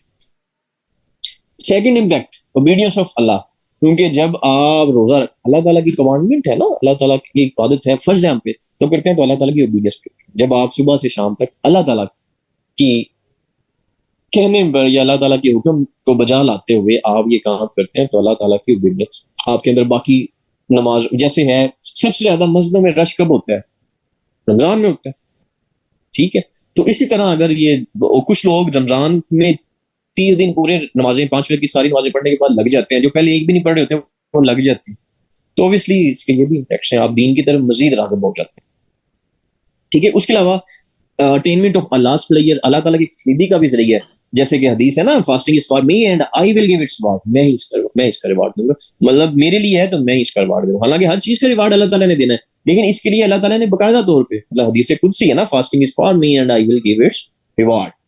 उसके बाद आपके अंदर टॉलरेंस एंड पेशेंस आ जाता है। टॉलरेंट एंड पेशेंट आप बन जाते हैं, क्योंकि जब आप सुबह से शाम तक मिल रहते हैं, प्यास बर्दाश्त करते हैं, एवर डीड से बचते हैं, तो आप टॉलरेंट हो जाते हैं। उसके अलावा आप गरीबों का भी, मतलब सिला रहमी का भी आप अंदर आते हैं। आपको पता चलता है कि जो लोग बेचारे इसलिए खाना नहीं खा सकते बिकॉज उनके पास पैसे नहीं है, ठीक है। तो प्लीज आप लोग भी ये जो फकीर हैं, ये जो मांगने वाले हैं, इनके ऊपर तो ऑब्वियसली डिफरेंट टाइप की सिचुएशंस हैं, ये हो सकते हैं झूठे भी हों। इनमें से आजकल तो पाकिस्तान में तो बिजनेस चल पड़ा है, आप सबको पता है। कोशिश करें आपके, सबसे पहले आपके रिश्तेदारों में जो आपको पता है सफेदपोश हैं, जो 2 वक्त का खाना मुश्किल, मतलब जैसे फार मैं एग्जाम्पल देता हूँ, जैसे पहले किसी बंदे की आज से 3 साल पहले 25,000 सैलरी थी ना, तो वो 2-3 वक्त का खाना अच्छी तरह खा सकता था। अब जिसकी 25,000 सैलरी है ना, वो खाना नहीं खा रहा सही तरह से, तो आप उसको फाइनेंशियली क्या करें, सपोर्ट करें। फाइनेंशियली सपोर्ट नहीं कर सकते, उससे बेहतर है कि आप उसे कुछ जॉब ढूंढने में मदद कर दें, ये भी सपोर्ट ही है ना आपकी तरफ से, क्योंकि 25,000 वाला बंदा आजकल इवन छोटी फैमिली भी नहीं संभाल सकता। बिजली का बिल है, पेट्रोल है, ग्रोसरी है, बात ही। इसके अलावा बच्चों की फीस और ईटीसी और सेहत के खर्चे जा ही ना। बिजली का बिल, ग्रोसरी और पेट्रोल, 3 चीजों में 25,000 लग जाना, वो लगना ही लगना, जो मर्जी आप कर लें, इतनी महंगी है। तो ये लोग मांगेंगे नहीं, लेकिन आप इसे सपोर्ट कर सकते हैं। सीधे पैसे भी शायद ना लें, लेकिन किसी भी वे से कोशिश करें, अगर आप दे सकते हैं तो जरूर हेल्प करें। और माश उसके बाद अगर फैमिली में आपको लग रहा है ऐसा धंधा नहीं, मोहल्ले में देखें, मोहल्ले में लग रहा, फिर गाँव में या अपने पूरी सिटी में देखें। पूरी सिटी में तो मिल ही जाना आपको सारा लोग, तो कोशिश करें खुद ढूंढ के जो ट्रू बंदे हैं, जिनको जरूरत है उन्हें दें। ये बड़ी जरूरत है। पाकिस्तान में पिछले 2 साल से गुर्बत एक्सट्रीम लेवल पे जा चुकी है, लोगों के पास खाने के पैसे नहीं है, और लोग नहीं मांग रहे, कुछ लोग नहीं मांग रहे जो मांग सकते ही नहीं है, सेल्फ रिस्पेक्ट जो नहीं, तो आप उनकी हेल्प करते हैं, ठीक है। कम से कम, मतलब मेरा लेक्चर लेने से अगर आपको लगता है कि एक काम मेरे कहने पे करना चाहिए, तो एक ये काम जरूर कीजिए। नेक्स्ट है कैरेक्टर बिल्डिंग। कैरेक्टर बिल्डिंग का भी जरिया है जब आप गालियां देना छोड़। अब ऑब्वियसली रमजान के अंदर गालियां भी आप लोग कम, लड़ाई झगड़ा करते से बच रहे होते हैं, बैक बाइटिंग से बच रहे होते हैं, अडल्ट्री बुरे कामों से बच रहे होते हैं, तो आपके कैरेक्टर बिल्डिंग भी आपकी हो जाती है, ठीक है। उसके बाद सेंस ऑफ कॉपरेशन के भी आ जाते हैं।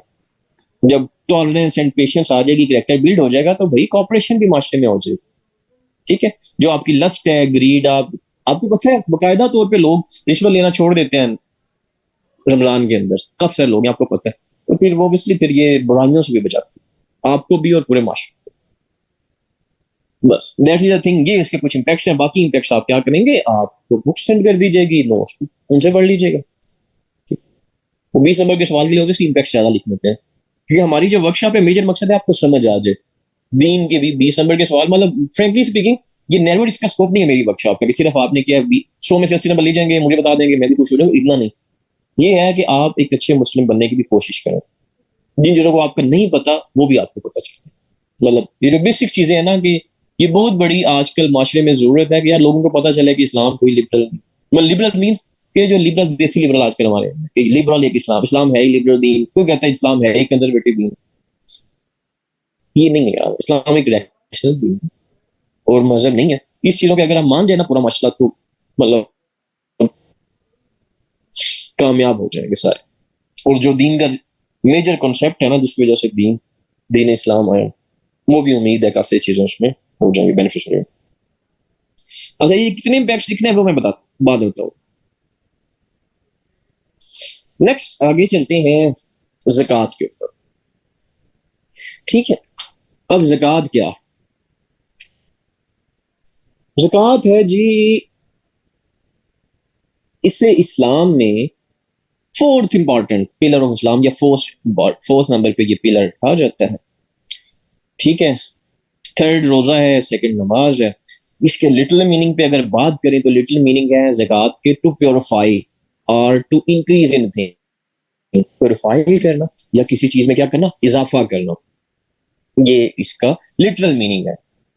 लेकिन दीन की जो कनोटेटिव मीनिंग है वो है कि किसी सम के ऊपर जो आप जिसके ऊपर तकरीबन एक साल आपके पास वो सेम सम हो, उसके ऊपर एक कुछ स्पेसिफिक हिस्सा जो जो दीन ने हमें बताया, जो इस्लाम ने हमें या जो अल्लाह ताला ने ऑर्डर किया है, वो हिस्सा इसके मतलब गरीबों को या इसके जो मुसारिफ हैं उनको देना। मुसारिफ वो होते हैं जिनको ज़कात दी जा सकती है, ठीक है, जिनको हम ज़कात दे सकते हैं। ठीक है, ये होता है इसका जो है सम, जो अमाउंट होती है अगर आपके पास 7.5 तोले सोना या 52 तोले चांदी, इसके ये चाहे सोने की हालत में हो चाहे इसकी जितनी क्या हो अमाउंट हो, पैसे हो आपके पास, वो एक साल आपके पास हो पूरे 365 दिन। अगर 364 दिन बाद आपके पास कम हो जाते हैं तो फिर वो नहीं, वो जितने रहेंगे उस पर अगर फर्ज है। ठीक है, अगर वो 52 तोले चांदी से कम है तो फिर ज़कात फर्ज है। ठीक है, पूरा एक साल हो चुका फिर आप पे ये फर्ज है। मतलब 2.5% मीन्स अगर 1 लाख रुपया है तो उसके ऊपर 2.5% ज़कात है। अब सिंपल वे में आपको समझा देता हूँ। 2.5, 1 लाख रुपया है तो आपने कितनी देनी है ज़कात?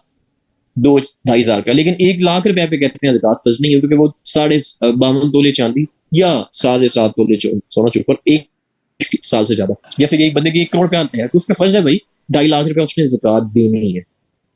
और ये दीन कह रहा है मतलब और इसके बारे में आखिरत में पूछ होगी, बड़ी सख्त वईदें हैं जो लोग ज़कात अदा नहीं करते।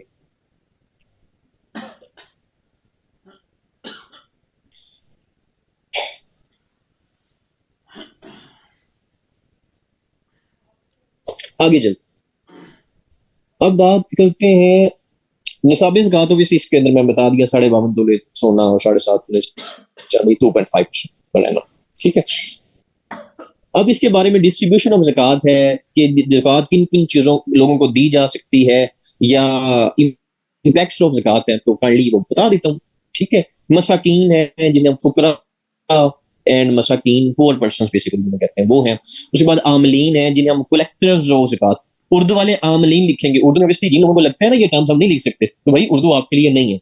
हो सकता है आमलीन वर्ड नया हो, लेकिन अगर आपको लगता है कि ये वर्ड बड़ा ही टफ है तो फिर उर्दू में तो आपको अटेम्प्ट नहीं करना चाहिए ना कुछ तो अच्छे वर्ड आपको ऐड करने पड़ेंगे ना। अगर इस्लाम में आपको इस्लामिक टर्म तो ऐड करनी पड़ेगी। हालांकि वो सिर्फ 30-40 है। अगर आपको उर्दू आपकी बहुत अच्छी, आपको लगता है अच्छा लिख सकते हैं, तो इन टर्म्स की वजह से नहीं, ये 30-40 टर्म्स है, वो आप सिंपली आपको हर क्वेश्चन के अंदर 1-2 टर्म्स मिल जाएंगी, तो टोटल 40-50 टर्म्स है, उनसे आपका उर्दू का पेपर सारा मतलब राइटिंग आपकी इम्प्रूव फॉर्म में आपको मिल जाएगी। लेकिन अगर आप अच्छा प्रूव कर सकते हैं, इसलिए नहीं लिखना कि उर्दू आसान है। अगर उर्दू आप अच्छा लिख सकते हैं, फिर अच्छा मीन्स क्वालिटी राइटिंग, क्वालिटी आप मेंटेन कर सकते हैं, आर्गुमेंट्स दे सकते हैं। उसके बाद है थर्ड है those whose hearts are allowed to Islam. ठीक है जी,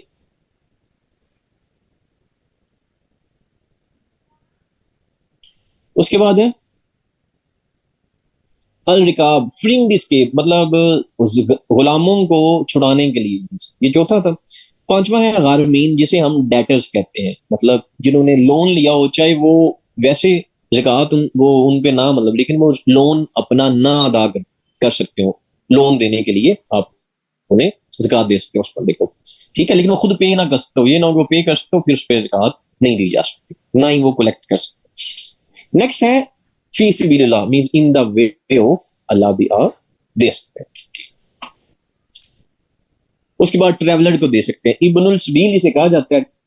ट्रैवलर, ट्रैवलर मींस कि चाहे वो अरबपति बंदा है लेकिन वो जा रहा है, हो सकता है उसका पर्स वॉलेट चोरी हो गया हो सकता है उसने 2 हफ्ते के लिए आया और उसे महीना लग गया और उसके पैसे खत्म हो गए हो, चोरी भी तो हो सकती है। ठीक है, तो फिर क्या हो सकता है,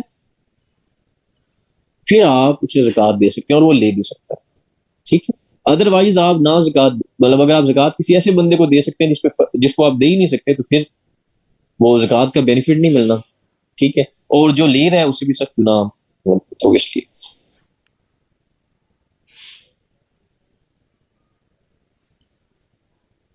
इब्नुल सबील भी करना है और इब्न सबील, ये दोनों वर्ड इसके अंदर लगा सकते हैं, ठीक है। इब्न सबील भी लगा सकते हैं, वो भी इतना मत। आगे चलते हैं। ये डिफरेंट बुक्स पे बेसिकली डिफरेंट लिखा हुआ है। इब्नुल सबील भी लिखा हुआ है, इब्न सबील भी लिखा हुआ है, और इब्न सबील भी शायद कहीं लिखा हुआ है। इब्न सबील मैंने आपकी सही पढ़ा है, इससे पहले मैंने पढ़ा नहीं है शायद किस बुक में, लेकिन वो मीन आप इब्नुल सबील ही कहने हैं, सबसे आसान जो सबसे ऑथेंटिक है इब्नुल सबील। उर्दू वाले भी, इंग्लिश वाले भी। ये इंग्लिश वाले तो ट्रैवलर लिख लेना यार, इंग्लिश वाले को क्या जरूरत है इब्नुल सबील टफ टर्म लिखने की, सिंपली ट्रैवलर लिखे, बात खत्म करें। आगे इसकी इम्पैक्ट की बात करते हैं। तो सबसे पहले जो इम्पैक्ट है ना ज़कात का, वो ये है इक्विटेबल डिस्ट्रीब्यूशन ऑफ वेल्थ। दौलत की जो है ना सर्कुलेशन या डिस्ट्रीब्यूशन इक्विटेबल हो जाती है, ठीक है। अब जब माशरे में दौलत की डिस्ट्रीब्यूशन होती रहती है इक्विटेबल, ठीक, तो माशरे में गुर्बत का खात्मा होता है, या गुर्बत एटलीस्ट कम जरूर होती है। उसके बाद है इरेडिकेशन ऑफ इन्फ्लेशन। इन्फ्लेशन कभी जो इफराते ज़र, जो उर्दू वाले के लिए इफराते ज़र ये वर्ड है ना, इन्फ्लेशन को भी ये कम करता है। वो कैसे करता है, मैं कलेक्टिवली आपको हेडिंग्स बता रहा हूँ, कलेक्टिवली बता देता हूँ कि कैसे करता है, ये सारी एक ही एक्सप्लेनेशन के अंदर। उसके बाद ज़कात माशरे में इकोनॉमिक स्टेबिलिटी भी लेके आती है। क्या लेके आती है? Economic stability. उसके बाद माशरे में इन्वेस्टमेंट भी इंक्रीज करती है, इकोनॉमिक प्रॉस्पेरिटी भी लेके आती है। ये सारी कैसे लेके आती है, अब जरा सुन लें। जब एक बंदा ज़कात देता है, बल्कि मैं आपको एग्जांपल ज्यादा खुली एग्जांपल देता हूँ। ज़कात एक बंदा दे रहा है, तो फॉर एग्जांपल आपको पता है करोड़ों नहीं, एक एक सिटी से अरबों रुपए की ज़कात कलेक्ट हो सकती है। अरबों, करोड़ों की नहीं, अरबों की। अब लाहौर सिटी की 1 करोड़ आबादी है, तो कितने अरब रुपए इसकी ज़कात होगी। या मैं किसी गाँव पे ले आता हूँ, तो ज़कात की जगह जो पैसों के ऊपर ज़कात है, जो एग्रीकल्चर प्रोडक्ट है उसके ऊपर उशर है। उशर, USHR वर्ड है उशर, उर्दू वाले आइन शीन रे, और उशर वर्ड है इंग्लिश में, वो USHR वर्ड तो सेम ही रहेगा। उशर उशर है कि अगर आपकी जो ज़राई जमीन की प्रोडक्शन है ना, जो आपकी फसल है, अगर आपकी आर्टिफिशियल इरिगेशन है, जिस तरह ट्यूबवेल और ETC की इरिगेशन है, उसके थ्रू आपने देना है फसल का 5वां हिस्सा, मीन्स 5% देना। और अगर आपका है नेचुरल इरिगेशन, बारिश के पानी के, पाकिस्तान में तो obviously natural irrigation almost least है, मतलब ऑलमोस्ट ना होने के बराबर है, तो अब वो 10वां हिस्सा है। अगर आर्टिफिशियल इरिगेशन हो तो 10%, ये लिख लेंगे, बड़ा इंपॉर्टेंट है, 10%। अगर नेचुरल इरिगेशन है, ठीक है, मसनूई और कुदरती, मसनूई इरिगेशन और कुदरती इरिगेशन, तो वो 5% है। आर्टिफिशियल 10, आर्टिफिशियल 5% और नेचुरल 10%। मींस अगर फॉर एग्जांपल जैसे हमारा डिस्ट्रिक्ट उकाड़ा है, बेसिकली मैं बिलोंग डिस्ट्रिक्ट उकाड़ा से करता हूँ, तो हमारा आजकल इस्लामाबाद है राइश, तो हमारा डिस्ट्रिक्ट उकाड़ा को सिटी ऑफ पोटैटोस कहा जाता है।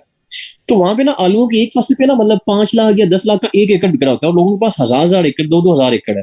तो फॉर एग्जाम्पल मैं मिसाल दे देता हूँ कि हमारे किसी गाँव में ना उगाड़ा में 10-15 बंदे ऐसे जिनके पास 100 एकड़ आलू है, और ये मैं थोड़े कह रहा हूँ, ज्यादा होंगे। 100 एकड़ आलू पे मीन 5 लाख का 1 एकड़ है, तो वो कितने पैसे बन गए 100 एकड़ पे? तकरीबन 5 करोड़ बन गया। अब 5 करोड़ के ऊपर उशर आएगा 5%, तो तकरीबन 25 लाख रुपया बन जाएगा एक बंदे का। अब 25 लाख रुपया एक बंदे का बना है, 10 बंदे हैं फॉर एग्जाम्पल, तो वो उनकी 2.5 करोड़ रुपया बनी है, तो 2.5 करोड़ उशर वो फॉर एग्जाम्पल अपने गाँव में दे देते। तो उस गाँव के अंदर आपको नहीं लग रहा कि इतनी भी गुर्बत नहीं होगी? समझ लेंगे तकरीबन होंगे कितने खानदान होंगे, 20, 30, 40, 50 से ज्यादा खानदान होंगे जिन पर ज़कात दी जा सकती होगी। तो आप 50 खानदानों को दे दें 10-10 लाख रुपए, सॉरी 5-5 लाख, 2.5 करोड़ का अगर मैं डिवाइड करूं, वैसे तो 5-5 लाख उन्हें नहीं देने की जरूरत, लेकिन मैं मिसाल दे रहा हूँ। आप 5-5 लाख देते हैं, तो भाई 5 लाख में तो अपना बिजनेस कर लेंगे, उन्हें आप वो रोटी खाने के लिए पैसे नहीं दे रहे, तो भाई गुर्बत ही खत्म होगी। क्या होगा अगले साल? क्या होगा?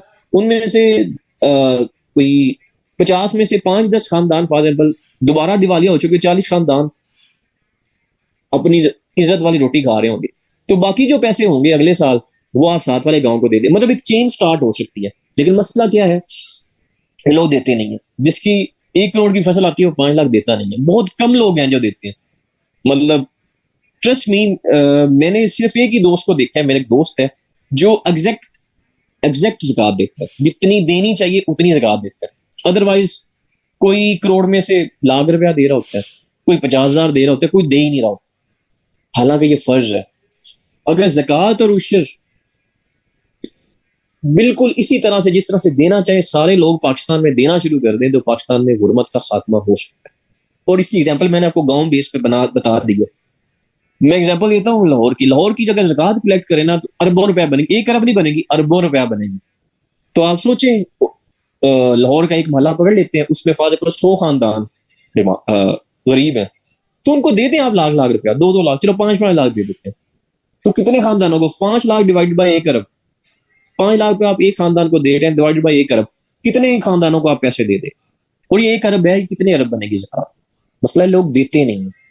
ये जो हमारे बिजनेस टाइकून्स हैं जिनके पास अरबों रुपए बैंक्स में पड़े हुए हैं सालों से, फॉर एग्जाम्पल किसी के पास 50 अरब, और पाकिस्तान में 50 अरब रुपया लोगों के पड़े हैं स्विस बैंक में, पॉलिटिशियंस के तो पता नहीं खरबों पड़े होंगे, लेकिन हम फॉर एग्जाम्पल एक पॉलिटिशियन के 50 अरब रुपया पड़ा है स्विस बैंक में, उसकी कितने भला ज़कात होगी 50 अरब रुपया? आप जरा सोचें, 2.5 अरब रुपया एक बंदे की ज़कात होगी। अगर वो 2.5 अरब रुपया फॉर एग्जाम्पल जाके किसी छोटे कस्बे में डिवाइड कर रहे हैं, तो 2.5 अरब में तकरीबन तकरीबन कह लेंगे 300-400-500 खानदान गुर्बत से निकल सकते हैं, क्योंकि आप उन्हें 10,000 नहीं दे रहे जिससे उन्हें सिर्फ हफ्ते का राशन लेना है, आप उन्हें बिजनेस के लिए पैसे दे रहे हैं। और छोटे गांव में 5 लाख में बिजनेस होता है, छोटी सीजन में 5 लाख में बिजनेस होता है, लाहौर में भी होता है। आप छोटा बिजनेस कर लें, आप रेडी लगा लें, आप फ्रूट की, आप बड़ा काम ना करें, आप स्टॉल लगा दें छोटे गारमेंट्स का, वो भी लग रहे हैं, आपने देखी होंगे स्टॉल लाहौर में, इस्लामाबाद में, तो 2 लाख लाख में लोग स्टॉल लगा के बैठे हैं, लेकिन 5 लाख में बहुत। ये ऐसे, ये इससे क्या होगा, इन सारी चीजों से क्या होगा, इन्फ्लेशन कम होगी, लोगों का पैसा अगर आएगा तो इन्फ्लेशन कम होगी, पैसा आएगा तो इकोनॉमिक स्टेबिलिटी होगी, पैसा आएगा तो इन्वेस्टमेंट इंक्रीज होगी ना, पैसा आएगा तो इकोनॉमिक प्रॉस्पेरिटी। ठीक है, उसके अलावा एक और फायदा है ज़कात का। ज़कात अगर कुछ लोग जो 50 अरब लेके बैठे हुए हैं, वो ये कहेंगे यार हमारे तो हर साल 2.5 करोड़ रुपया, 2.5 अरब रुपया जा रहा है, तो हम क्या करें, हम एक इंडस्ट्री ना लगा लें 50 अरब में, 4-5 लगा लें, या एक बड़ी इंडस्ट्री लगा लें, या 4-5 छोटी, तो उसमें कितने हजार लोग जॉब मिल जाएंगे, मैनेजर से लेकर चपड़ासी तक, 20,000 वाले मुलाजिम से लेकर कम से कम मैनेजर की 5 लाख तनख्वाह होगी या 2 लाख होगी, 2 लाख मतलब कितने हजार फैमिलियां में प्रॉस्पेरिटी आ जाएगी। मसला क्या है, हम दीन को फॉलो नहीं करते, सिर्फ कहते हैं हम मुसलमान। अगर फॉलो करें ये ज़कात और उशर का system in letter and spirit, ये हुकूमत नहीं लागू कर सकती, हर बंदा इंडिविजुअल लेवल। जैसे आप हैं, तो आप, मेरे पास सिस्टम कितने बच्चे, 54 बच्चे हैं, तो आप बेसिकली 54 फैमिलीज को रिप्रेजेंट कर रहे हैं। तो हर बच्चा आज से अगर ये डिसाइड कर ले कि अगर हम, हमारे पास ज़कात फर्ज है, तो हम अपने पेरेंट्स को समझाएंगे कि हमें देनी चाहिए। अगर हम पे उशर, हम एग्रीकल्चर पे हैं, तो एग्रीकल्चर पे तो आपको देना ही देना पड़ता है। किसी 5 एकड़ भी जमीन है तो इतने पैसे तो होते ही हैं कि उसे उशर फर्ज होता है उस पर, तो भाई दो, देना चाहिए। सबसे पहले अपने फैमिली में देखें, उसके बाद अपना एरिया देखें, उसके बाद सिटी या दूसरा कंट्री तक जाए। सबसे पहले अपनी फैमिली में सारे रिश्तेदार, उसके बाद अपने मोहल्लेदारान, उसके बाद बाकी लोग, दोस्त या जो भी किसी, आप ये करें तो बड़ा जरूरी है, पाकिस्तान को बड़ी जरूरत है। और खासतौर पे आप तो तरह के यंगस्टर्स, आप यंगस्टर्स का इतना ज्यादा फायदा है कि आप 51 बच्चे इस टाइम, 2 निकाल दें एडमिन मेरे और दूसरा एडमिन निकाल दी, 49 में से कम आधे फॉर एग्जाम्पल लड़कियां होंगी, आधे लड़के, तो 49 आपने से पूरी जनरेशन चलनी है आपकी, आपके बच्चे, आपके बच्चों के बच्चे। तो आप अगर उन बच्चों को ये तालीम देंगे ना, ज़कात देनी है, दीन को समझना है, दीन रैशनल है, नमाज पढ़नी है, इस तरह बताएंगे इम्पैक्ट के साथ, तो ज्यादा चांसेस है वो अमल करेंगे, तो सदियां ये जाएगी। और दीन का जो सिस्टम है ना, जो अल्लाह ताला का हुक्म है वो होना चाहिए, अमर बिल मारूफ वाला कॉन्सेप्ट, नेकी का 10 देना, बुराई को रोकना, वो कम से कम आप अपनी फैमिली से तो शुरू कर सकते हैं। और एटलीस्ट आप लोग बैचलर्स हैं, एटलीस्ट आप 20+ के हैं, तो स्टार्ट करें। चलिए जी, अब हम चलते हैं, 9 बज चुके हैं। हाँ, दिल में बस नियत कर लें, बाकी अल्लाह ताला की मर्जी, नियत पे भी आपको सवाब है, तो सवाब की नियत कर लें और आपकी जनरेशन भी बन जाएगी इंशाल्लाह। नियत फर्ज है आपको। आगे हम चलते हैं, मुझे ये बताएं थके तो नहीं है, कोई और टॉपिक डिस्कस करें या हम आगे क्वेश्चन अटेम्प्ट की तरफ, 10-15 मिनट हमें चाहिए क्वेश्चन अटेम्प्ट और ईटीसी पे 10 मिनट चाहिए होंगे। एक टॉपिक और डिस्कस कर लें, 1-2, या थक गए? जल्दी से सारे बच्चे बता दें, क्योंकि हमने डेमोक्रेटिकली चलना है। एक बात और बता देता हूँ, अगर थोड़ा बहुत थके हैं तो भाई कोशिश करें, सीएसएस के हमने सिलेबस कवर करना है, तो आप एडजस्ट करें। अगर ज्यादा थक गए तो फिर आप कहें कि यार जी कंटिन्यू करने, सर कैरी ऑन कुछ कह रहे हैं। चले यार, हम एक ज्यादा टॉपिक, एक टॉपिक जरूर डिस्कस करते हैं, टाइम हुआ तो फिर हम सेकंड भी कर लेंगे, ठीक है। कोई मसला नहीं।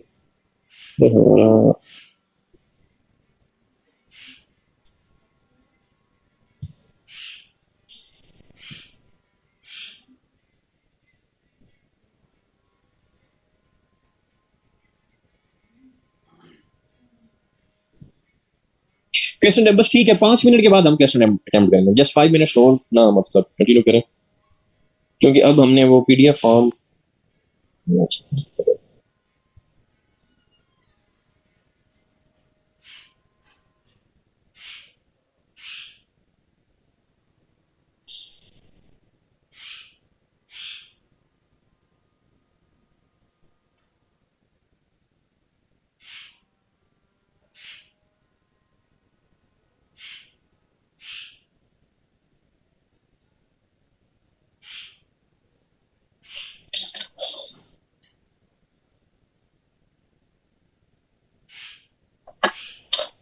चलो चले जी, ह्यूमन राइट्स इन इस्लाम कि आपने सुना होगा कि अक्सर लोग खास में वेस्ट वाले और पाकिस्तानी भी कह रहे होते हैं, मुस्लिम भी कह रहे होते हैं, लेकिन वेस्ट जरूर कहता है कि इस्लाम ने इंसानी हकूक पे बात ही नहीं की, सिर्फ क्या है हाथ काट दो, क्या कह रहे हैं जंगें शुरू कर दो, ये कर दो। इस्लामिक हिस्ट्री में या इस्लामिक कल्चर में कॉन्सेप्ट ही नहीं है, इस्लाम के सियासी निज़ाम में राइट्स की बात ही नहीं की गई। हालांकि वेस्ट ने जो एक दिया 1949 पे जो दिया था ना, 1949 में एक आया था universal declaration of human rights. West ने एक अच्छा जो ह्यूमन राइट्स जिसके अंदर मेंशन की थी प्रॉपर, उसे कहते हैं universal declaration of human rights, UDHR. आपने पढ़ा होगा कहीं पे जरूर, अगर आप रीडिंग कर रहे हैं। उससे पहले कोई जबरदस्त डॉक्यूमेंट नहीं था, नहीं तो 1215 में एक मैग्ना कार्टा था, मतलब 12वीं सदी में, 13वीं सदी में, 1215 में मैग्ना कार्टा से पहले एक भी डॉक्यूमेंट नहीं था वेस्ट में जो दिया हो ह्यूमन राइट्स पे। लेकिन इस्लाम ने आज से 1400 साल पहले कुरान और हदीस की सूरत में ह्यूमन राइट्स की बात दे दिए थे। हम अगर माशरे में नहीं दे रहे हैं बी के मुस्लिम, तो वो हमारी गलती है, उसमें दीन की और गलती।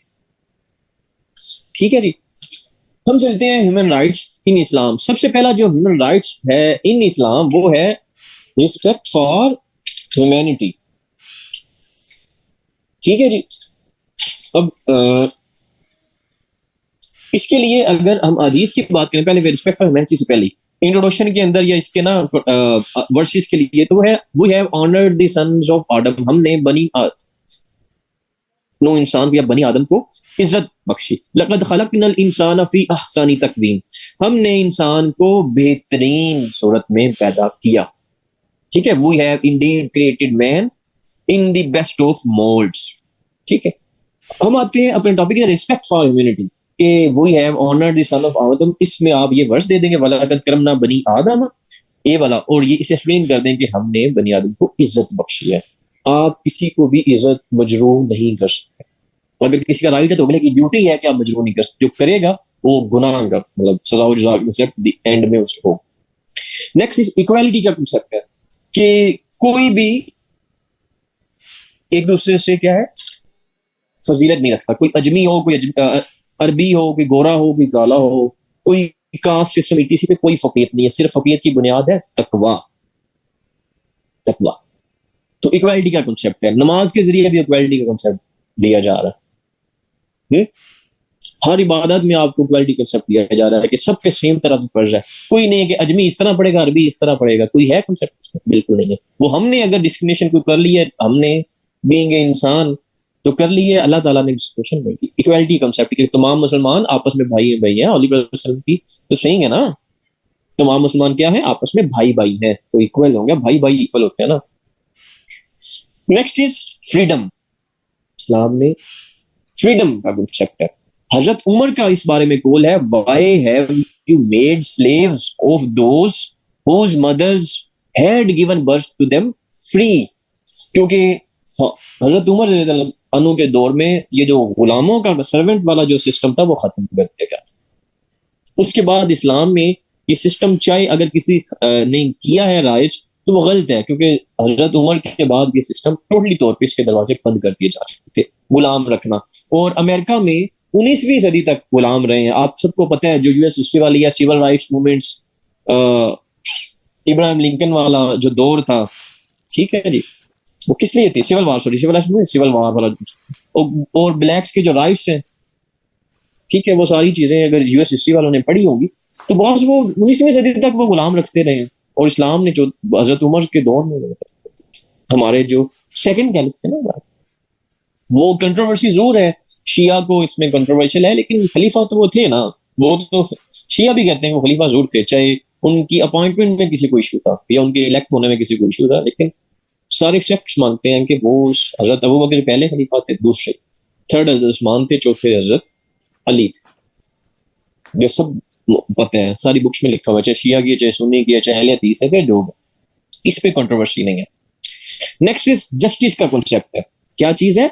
जस्टिस का, इंसाफ की फरामी का कॉन्सेप्ट है, ठीक है, जिसके बारे में हजरत अली का कोट का कॉन्टेक्चुअल मीनिंग बता देता हूँ कि जुल्म का निजाम तो चल सकता है लेकिन इनजस्टिस का निजाम नहीं चल सकता। ठीक है, जुल्म का निजाम चल सकता है लेकिन मतलब इंसाफ की फरामी के बगैर सिस्टम नहीं चल सकता। ठीक है, इसके बारे में और है कि इस्लाम में इक्वालिटी ऑफ लॉ का कॉन्सेप्ट है या रूल ऑफ लॉ का कॉन्सेप्ट है। रूल ऑफ लॉ मींस के रूल, जो भी रूल है वो सबके लिए बराबर है, चाहे जो मर्जी है, चाहे अमीर है, चाहे गरीब, चाहे जिस मर्जी कास्ट के है, वो राजपूत है, वो मोची है, वो पठान है, वो जो मर्जी है, तो क्या है? Equal rule of law. ठीक है, कानून में सब बराबर है, लेकिन पाकिस्तान में इसके बरक्स है। पाकिस्तान में इस्लामिक स्टेट कहा तो जाता है लेकिन बरक्स है। आपको पता है, अमीर आदमी कत्ल करके अरबों रुपया खा के छूट जाता है, आगे रिश्वत दे देता है, यार सोशल यूज करता है, गरीब आदमी बेचारा लाख रुपया भी चोरी करके सालों जड़ सड़ता रहेगा जेल में। यही तो मसला है, बेल ही नहीं मिलते। तो पाकिस्तान में बिगाड़ क्यों है? क्योंकि हम दे ही नहीं रहे भाई, कोई भी राइट नहीं दे रहे ऑलमोस्ट। आगे क्या है? Protection of life and property. ये जो राइट्स है ना, इनको राइज करना इस्लामिक स्टेट की जिम्मेदारी है। ठीक, तो लाइफ और प्रॉपर्टी की भी है कि वो जो है इस्लाम ने क्या किया, जो इंसान की जो प्रॉपर्टी है, लाइफ है और ऑनर है, उसे प्रोटेक्ट किया है। इसके बारे में होली प्रॉफेट सल्लल्लाहु अलैहि वसल्लम की सेइंग है, O people, verily your blood, your property and your honour are sacred and inviolable as this day and this month is sacred for all. ये मतलब लिखने की जरूरत नहीं है, वो आपको मिल जाएगी, बुक्स के अंदर मेंशन हो। ठीक है, कि हर जो मुसलमान है उसकी जानो माल का हक हासिल है, कोई भी उससे कत्ल नहीं कर सकता। ठीक है जी, कोई भी प्रॉपर्टी उसकी किसी की छीन नहीं सकता। ये इस्लामिक स्टेट की जिम्मेदारी है उसको फिर इंसाफ फराहम करे। आगे है right to education. Right to education हर मुसलमान, इल्म हासिल करना हर मुसलमान मर्द और औरत का फर्ज है और उसका हक भी है, कोई उसे रोक नहीं सकता। जिस तरह से ये वुमेन की एजुकेशन पे पाबंदियां लगाई जाती है, वो ठीक है, दीन की लिमिट्स के अंदर रह के औरतें, लड़कियां हासिल कर सकती हैं। इस पे अगर कोई पाबंदी लगाता है तो वो गलत लगाता है, क्योंकि इल्म हासिल करना हर मुसलमान पर फर्ज है। ये सेइंग है ना, मैट्रिक की किताबों में जो सिलेक्टिव हदीस है पंजाब वाली में, तो यही है कि इल्म हासिल करना हर मुसलमान मर्द और औरत का फर्ज है। होली की ये हदीस है, तो इसमें मुसलमान का वर्ड है मर्द, मतलब ये नहीं लिखा हुआ सिर्फ मुसलमान मर्द पर फर्ज, मुसलमान पर फर्ज। तो मुसलमान के अंदर तो मर्द और औरत दोनों नहीं आ गए, तो फिर औरतों की क्यों पाबंदियां लग रही हैं? मसला क्या है कि वो अगर हम हमारे जो है थोड़ा इस्लामिक जो कंजर्वेटिव माइंड के लोग हैं सिर्फ वो, बाकी जैसे आप कह लें तालिबान है, तो हमने भी उन्हें पाकिस्तान वालों में गुड तालिबान बैड तालिबान में डिवाइड करते हैं। मसला यह है कि उनके अंदर भी कुछ कंजर्वेटिव या कह लें कि अपने वेस्ट इंटरेस्ट वाले लोग हैं। सारे लोग तो वो बुरे नहीं हो सकते, ठीक है, लेकिन वेस्ट इंटरेस्ट वाले लोग हैं जिन्होंने गलबा हासिल कर लिया फर्स्ट। क्योंकि बेसिकली तालिबान जो थे, जैसे कह लें जब ये खैर वो बात उधर दूसरी साइड पे चली जाएगी, बेसिकली मुजाहिदीन थे ये। बाद में ऑब्वियसली इनके अंदर चीजें स्टेट के अगेंस्ट एजेंडाज और मोनोपलीज और बाकी कंट्रीज के कह लें, और पाकिस्तान की भी कुछ गलतियां, हमारी इस्टेब्लिशमेंट की गलतियां कह लें, जिसकी वजह से ये ज्यादा ये प्रॉपर अब तो फिर वो उसकी काला दम तंजीम है। पहले तो ये सारे मुजाहिदीन थे उसामा बिन लादेन साहब की लीडरशिप के अंदर, ठीक। बाकी अब ऑब्वियसली अब ये दूसरा, इनके अंदर मोस्टली हैं ही वो कंजर्वेटिव लोग, वो लोग जो इस्लाम को फायदे की जगह से ज्यादा नुकसान पहुंचा रहे हैं। तो काश उन्हें ये समझ आ जाए कि हम इस्लाम को फायदा नहीं पहुंचा रहे, हम तो नुकसान पहुंचा रहे, काश। लेकिन बताएगा कौन? हू नोस। चलें जी, ये आ गया जी, बस बस यही क्वेश्चन था डैश। बाकी हम टॉपिक कल करेंगे। आज कुछ तकरीबन हमने 5-6 टॉपिक तो कर लिए होंगे, ठीक है। बाकी इंशाल्लाह हम कल कोशिश करेंगे कि कल ही ये वर्कशॉप एंड हो जाए, या थर्ड वर्कशॉप अगर हमें लगा कि टॉपिक्स कवर नहीं हुए तो हम थर्ड रख लेंगे। टोटल 2 ही हैं, ज्यादा ज्यादा हम 3 रख लेंगे अगर सिलेबस कम रहा। अगर कल ज्यादा टॉपिक्स कवर होंगे तो फिर हम नेक्स्ट वर्कशॉप नहीं रखेंगे, कल लास्ट हो।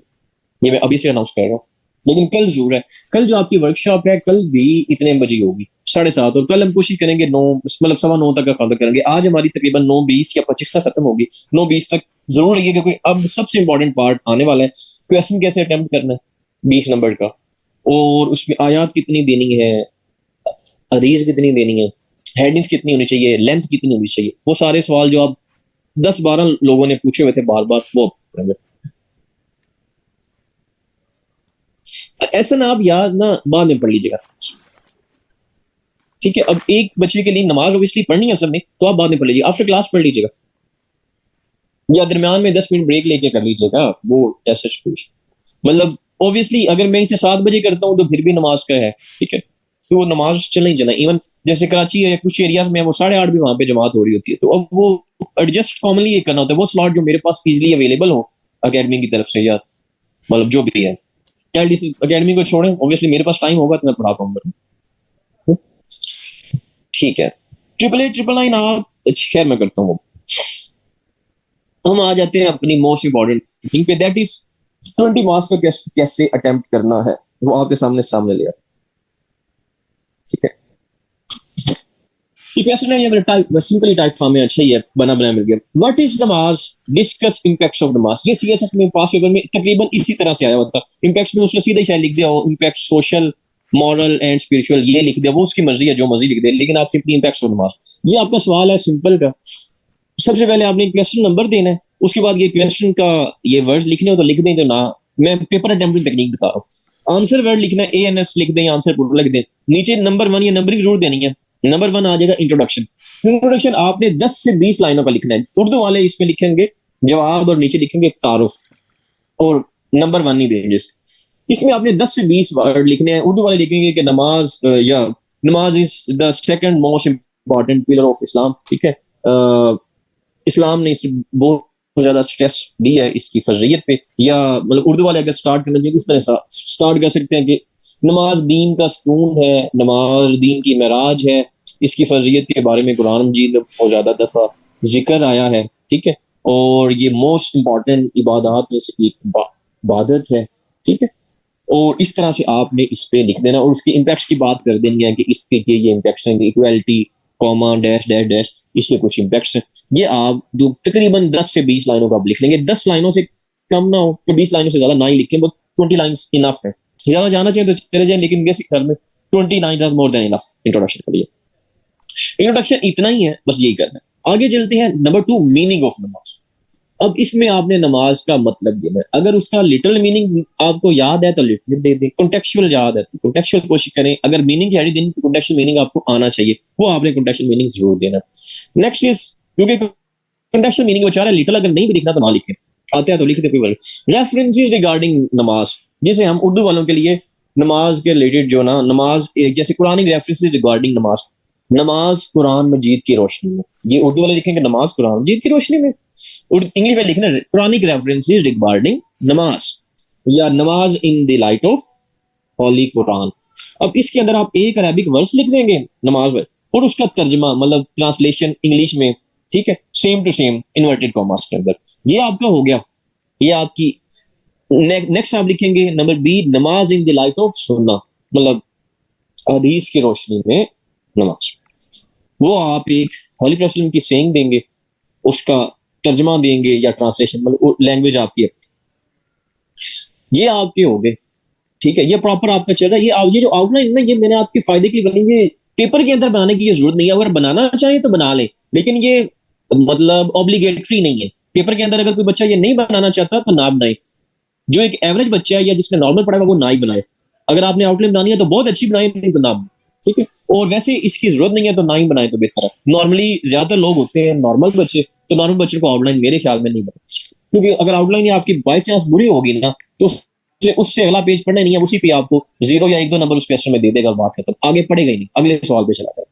तो इसलिए ये इंप्रेशन बुरा नहीं जाना चाहिए, क्योंकि ये जरूरी भी नहीं है ना, कोई भी इसका एक मतलब एक्स्ट्रा कोई भी नंबर नहीं इसका। आगे क्या है, इम्पैक्ट्स ऑफ नमाज।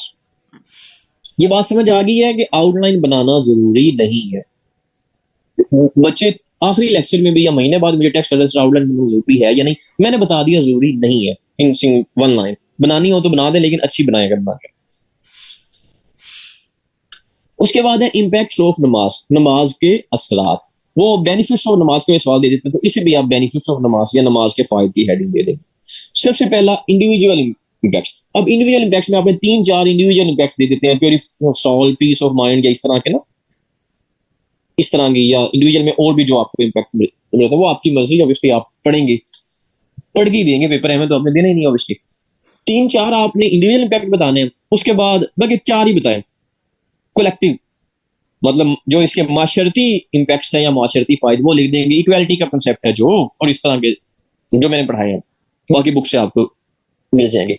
जितने कलेक्टिव इम्पैक्ट्स होंगे, उसके बाद है स्पिरिचुअल, रूहानी इम्पैक्ट्स। जो रूहानी इम्पैक्ट्स होते हैं, इंडिविजुअल इम्पैक्ट और रूहानी थोड़े से मिलते जुलते होते हैं, लेकिन आपने वो डिस्टिंक्शन करके लिखना है ना, बुक से आपको मिल जाएंगे। उसके बाद आ जाएगा वो 4 क्या करने हैं, उसका एक्सप्लेन भी करना है। क्या करना है, सिर्फ इनलिस्ट नहीं करना 4 पॉइंट्स को, उनको 1 बाय 1 एक्सप्लेन करना है। और एक्सप्लेन करते वक्त वो एक हेडिंग ना तकरीबन 10-12 लाइनों की हो, इससे ज्यादा ना ही जाए, क्योंकि हाफ पेज से ज्यादा जाएंगे ना तो इतना उसका पढ़ने का टाइम नहीं। आपने हेडिंग ज्यादा देनी है, लेकिन एक्सप्लेनेशन 10-12 लाइन काफी है, ठीक है। 8 से 12 लाइनें आप कर लें। वैसे तो ये मैं जानबूझ के लाइनें बताना नहीं चाहता, क्योंकि आप ना लकीर के फकीर बन जाते हैं, लेकिन तकरीबन ज्यादा लंबा ना हो, ज्यादा छोटा हो। जैसे कि 2 सेंटेंसेस आए या 4-5 लाइनें, वो कम लगेंगी। अब 10 से ज्यादा या 12 से ज्यादा वो ज्यादा लगेंगी, तो इसके दरमियान 8 लाइनें, 10 लाइनें, 12, आपका आर्गुमेंट कंप्लीट हो जाएगा उसमें भी। कितने 4 पॉइंट्स ये होंगे, अब देख लें। 4 इंडिविजुअल इम्पैक्ट्स, 4 हेडिंग ये होगी, 4 कलेक्टिव 8 और 4 12, ये हेडिंग आपकी ये है। और बाकी मैं मिला के एंड पे बताता हूँ हेडिंग्स तकरीबन कितनी की होनी चाहिए। Last one is conclusion. अब कंक्लूजन आप लिखेंगे to conclude in a nutshell, या उर्दू वाले लिखेंगे हासिल कलाम, ठीक है।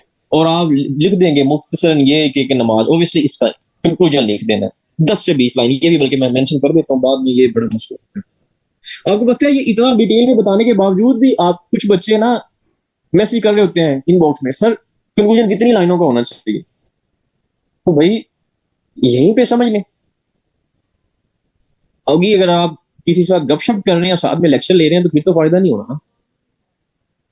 10 to 20 सॉरी लाइंस, इसका स्क्रीनशॉट लेने, वैसे मैं आपको रिकमेंड कर रहा हूँ कोशिश करें इसकी ये सारा लिख लें, क्योंकि स्क्रीनशॉट गुम हो जाते हैं। या स्क्रीनशॉट अभी ले लेना, लेके क्लास के बाद इसको लिख लीजिएगा, जरूर लिखें। हर क्वेश्चन में यही चलना है इस्लामिक स्टडीज के। ये जनाब इस्लामिक स्टडीज का हमारा प्रॉपर आउटलाइन। और आउटलाइन आपने बनाने की जरूरत नहीं है, ये हेडिंग्स होंगी। जैसे कि पेपर के अंदर आप जाएंगे, इंट्रोडक्शन पे 10 से 20 लाइन लिखेंगे, उसके बाद मीनिंग ऑफ नमाज, उसके नीचे वो 1-2 सेंटेंसेस आएंगे, उसके बाद रिगार्डिंग नमाज रेफरेंसेस, कुरानिक रेफरेंस, फिर हदीस का, फिर इम्पैक्ट। अब आप एक और सवाल जो बड़ा इंपॉर्टेंट है, सर इस्लामी स्टडीज के 20 नंबर के क्वेश्चन में कितनी अरेबिक वर्स दे सकते हैं रेफरेंसेस। तो बॉस आपने टोटल मैक्सिमम 4 देने हैं, मतलब 4 अरेबिक, 2 कुरानी आयात दे दें, 2 हदीस दे दें, या 3 कुरानी आयात और 1 हदीस दे दें, या 3 हदीस और 1 कुरानी आयात दे दें, ये आपकी मर्जी है, ठीक है। मैक्सिमम 4 और मिनिमम भी इतनी है, 3 से 4 देनी है आपने। 2 भी देंगे तो काम चल जाएगा, लेकिन जो सबसे अच्छा है और सबसे मतलब जो एक्यूरेट है वो 4 आप देंगे। कितने? 4 अरेबिक में। वो आपकी 2 हदीस हो सकती हैं, या 3 हदीस हो सकती हैं और 1 वो, ठीक है, या 2 हदीस और 2, मतलब इस तरह से। आगे कोई बच्चा कहता है कि सर मेरे से हदीस याद नहीं होती, कुरान जो अरेबिक वाली होती है, तो बॉस जिस बच्चे से याद नहीं होती कोशिश करें कि 1-2 ऐड कर दे। अगर वो भी याद नहीं होती तो सिर्फ तर्जमा दे दे। क्या कर दे? वो तर्जमा नहीं होता ट्रांसलेशन, वो तो याद हर बच्चे ही कर देता है ना, वो तो रट्टे जैसी बस में। अब जैसे कि वकीमुस्सलाता वातु ज़कात, ये हर बच्चा याद कर सकता है, ये सिंपल सा तो है यार, अब इसमें कोई रॉकेट साइंस नहीं। लेकिन अगर नमाज कायम करो, या इतना वर्ड भी अगर आपको लगता है कि सर तर्जमा भी याद नहीं होता, तो नमाज कायम करो और ज़कात अदा करो, इसमें कौन सा याद करने की जरूरत है? ये तो आपको आता है, नमाज दीन का सतून है, ये भी हज़रत सल्लल्लाहु अलैहि वसल्लम की सेइंग है ना, तो अब लिख देंगे हज़रत सल्लल्लाहु अलैहि वसल्लम ने फरमाया नमाज दीन का सतून है, सिंपल इतना भी लिख लें काफी है। बेस्ट ये है कि आप 4 वर्सेस दें, बेटर ये है कि आप 2 दे दें, 3 दे दें, 1 दे दें। अगर नहीं आता तो सिर्फ तर्जमा या ट्रांसलेशन दे दें, वो भी काफी है। लेकिन बेस्ट मैंने बता दिया। अगर आप 70+ नंबर लेना चाहते हैं तो फिर आपको 4 अरेबिक वर्सेस ऐड करना देंगे। इससे ज्यादा ऐड करेंगे ना तो वो अरेबिक का पेपर बन जाएगा। जैसे कि एग्जांपल मैं दे देता हूँ, हमारे एक जानने वाले थे, मुझे जानने वाले नहीं, मैं अपने हमारे टीचर हैं, बहुत अच्छे मुल्तान में पढ़ाते हैं, हमारे दोस्त हैं, सीएससी के बड़े अच्छे टीचर। उनके पास एक स्टूडेंट आया और वो आगे बताता कि सर मेरे पहली अटेम्प्ट में 74 मार्क्स थे, तो मैंने कहा इस दफा 80+ लेने हैं, तो मैंने 72 अरेबिक वर्सेस दे दिए, उसने मुझे 13 या 14 में फेल कर दिया। सिंपल सी जवाब इसका ये है कि भाई वो अरेबिक का पेपर नहीं है, वो इस्लामिक स्टडीज का पेपर है। अगर आप हर सवाल में 10-10 अरेबिक वर्सेस दे देंगे तो अरेबिक का पेपर नहीं लगेगा। या 10 की जगह 20 भी, उसने 20 दे दिए थे ना, 4 इनफ है।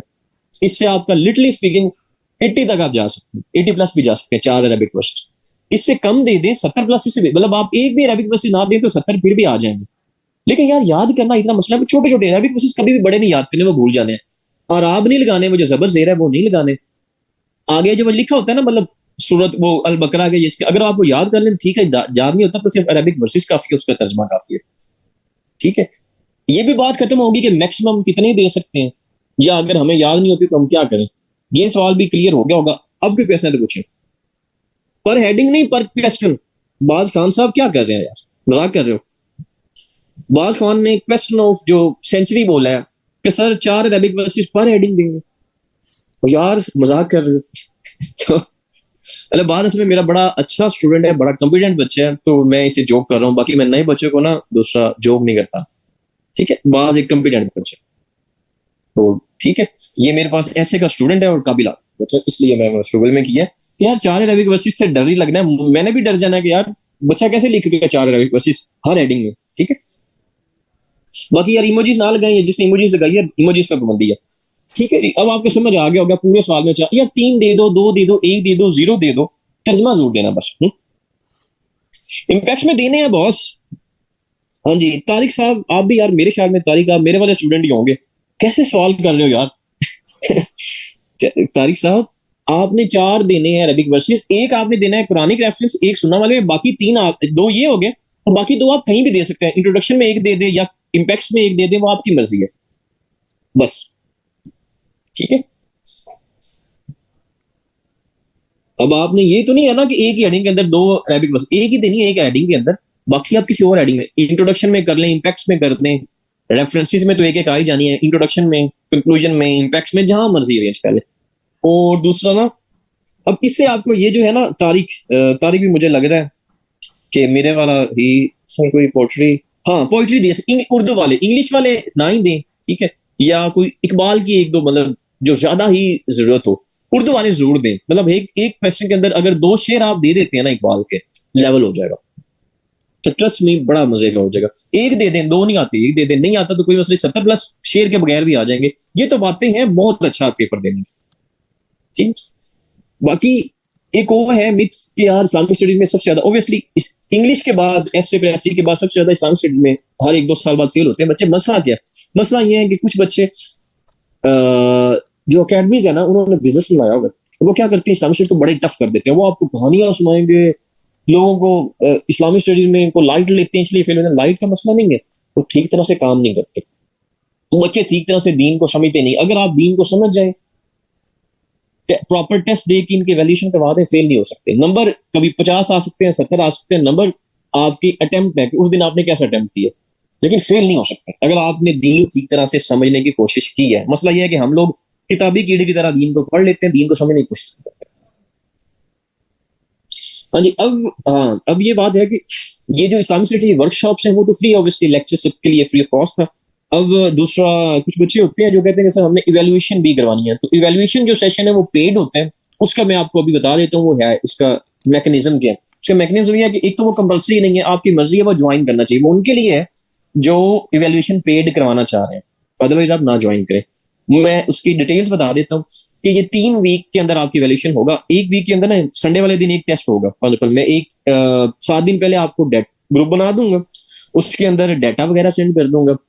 25 मोस्ट इंपॉर्टेंट टॉपिक्स है ना, तो हमने 8-8 में समझ डिवाइड, 7 या 8-8 टॉपिक में डिवाइड कर देंगे, वो मैं आपको सेंड कर दूंगा। साथ में आपको रेलेवेंट मटेरियल ऑब्वियसली वो हो जाएगा, पास्ट पेपर एनालिसिस भी सेंड कर दूंगा।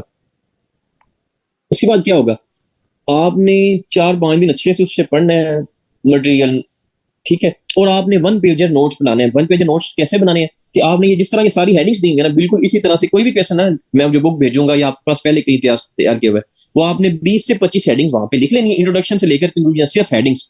और बैक साइड पे 2 उसके कुरानिक वर्सेस और 2 उसके हदीस वाले वर्सेस विद तर्जमा या ट्रांसलेशन। आपने वो 8 सवाल होंगे, वो 8 सवाल के आपने 8 वर्क आपके तैयार हो जाएंगे। ठीक है, वो आपने मुझे 5वें या 6ठे दिन सेंड कर दे होंगे, वो टास्क होगा।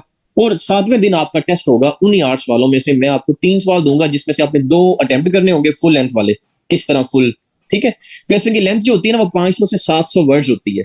पेजेस कह लें तो 6 कम से कम 6 पेजेस, 6 से 8 पेजेस, 6 7 8 अच्छी लेंथ है सीएस में।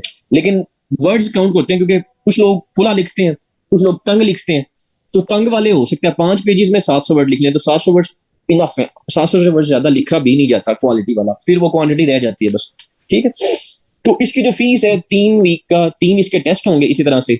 टेस्ट का आपको बता दिया, 3 क्वेश्चन दिए जाएंगे, 2 उसमें 2 करने होंगे, और प्रॉपर आपका चेक फॉर्म में फीडबैक के साथ आपको मिल जाए। इसकी जो फीस है वो सिर्फ 1500 रुपया 3 वीक का है। 3 संडेज के अंदर हमारा ये कंप्लीट हो जाएगा। और ये इसका फायदा ये है कि 1 वीक में 8 सवाल करने होंगे, तो जो बच्चे जिन्होंने पहले किया हुआ वो तो 2 दिन में या 1 दिन में ये 8 सवाल कर लेंगे। जिन बच्चे नए हैं और जो थोड़ा सा कॉम्पिटेंट है वो 2 से 3 दिन में 8 सवाल कर लेंगे। जो समझते हैं कि एवरेज है वो 1 सवाल 1 दिन में कर लें, तो 6 दिन में 1 दिन 2, जो आसान टॉपिक हो वो 2 कर लें, बाकी 1 दिन। 2 से 3 घंटे का इस्लामिक स्टडी टॉपिक जो रेफरेंसेस मैं सेंड करूंगा बुक्स, उनमें से 2 से 3 घंटे में आपका टॉपिक जरूर कवर होगा। मींस 24 घंटे के अंदर आपकी इस्लामियत का वो एक टेस्ट की हद तक खत्म। और उन 25 से बाहर 4 सवाल से ज्यादा, मतलब 25 सवाल वो है मेरी गारंटीड है कि आप पिछले 5 साल के पेपर उठा लें, उन 25 से बाहर 4 सवाल जरूर आएंगे, मतलब उनके अंदर अंदर कभी 5 आएंगे कभी 6, क्योंकि हमने तो 4 ही अटेम्प्ट करने। नहीं 5 पेजेस में 5 साइड्स। पेजेस को वर्क ना समझे, पेजेस पेज ही होता है, 5 sides. 1 page is equal to 1 side, 2 page is equal to 1 work. ये किताब पे जो कंटेंट लिखे होते हैं तो उसमें क्या होता है, एक साइड का होता है, एक पेज बैक साइड पर। ये सीएसएस में ये बड़ा मसला है बच्चों को कि सर डबल साइड होता है या एक साइड का होता है। Double side mean 2 pages. तो 6 पेजेस पे आपका सवाल कम से कम होना चाहिए। 6 से 8, 7 8 काफी है। 6 भी ठीक है, 6 पे भी बड़े अच्छे नंबर आ जाते हैं, लेकिन अगर आप वर्ड्स काउंट कर ले ज्यादा बेहतर है। 500 से 700 वर्ड्स काफी। हाँ जी, मैं ओबियसली अच्छा इंग्लिश ऐसे का पूछ रहे हैं, इंग्लिश ऐसे ओबियसली बाज खान हो गया, तारिक हो गया, कुर्तुलैन होगी, और भी काफी सारे मेरे स्टूडेंट्स हैं आप में से। दूसरा नौरीन होगी, ठीक है। मेरा हम हर दूसरा अभी सेशन स्टार्ट होना है ऐसे का 7 अक्टूबर को, सैटरडे वाले दिन से ना ऐसे का सेशन स्टार्ट हो रहा है। तो आप लोगों की अनाउंसमेंट ये है कि उसके पहले 2 डेमो लेक्चर्स हैं वो फ्री ऑफ कॉस्ट है, ठीक है। उसके बाद वो पेड सेशन है, तो आप सारे लोग वो जरूर ज्वाइन कीजिएगा।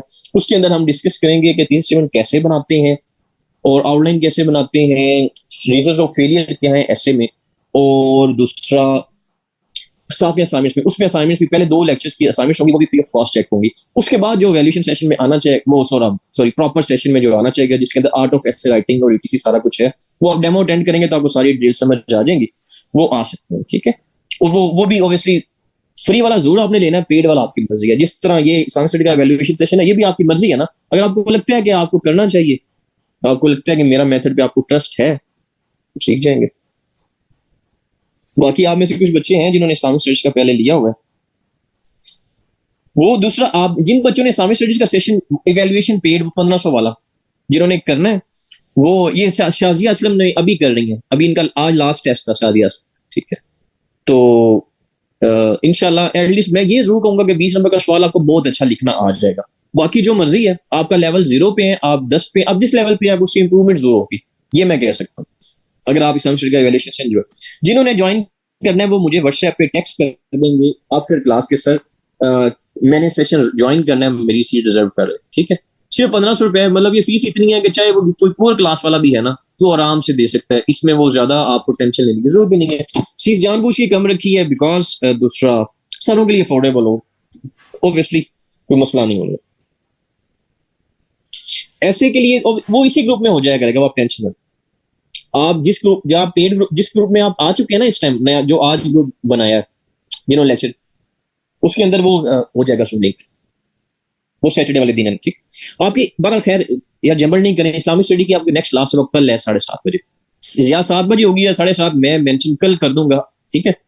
उम्मीद है 7 या 7:30 बजे आपकी कल क्लास हो जाएगी, ठीक है जी। बट वो ग्रुप में मैसेज आ जाएगा, जरूर ज्वाइन कीजिएगा। कल वाला लेक्चर भी इसी तरह बहुत इंपॉर्टेंट है, इंशाल्लाह बहुत फायदा होगा, ठीक है जी। अब कोई क्वेश्चन है तो पूछ लें, अदरवाइज वाइंड अप करते हैं क्योंकि हमारी क्लास का टाइम खत्म 2 घंटे हो गए यार।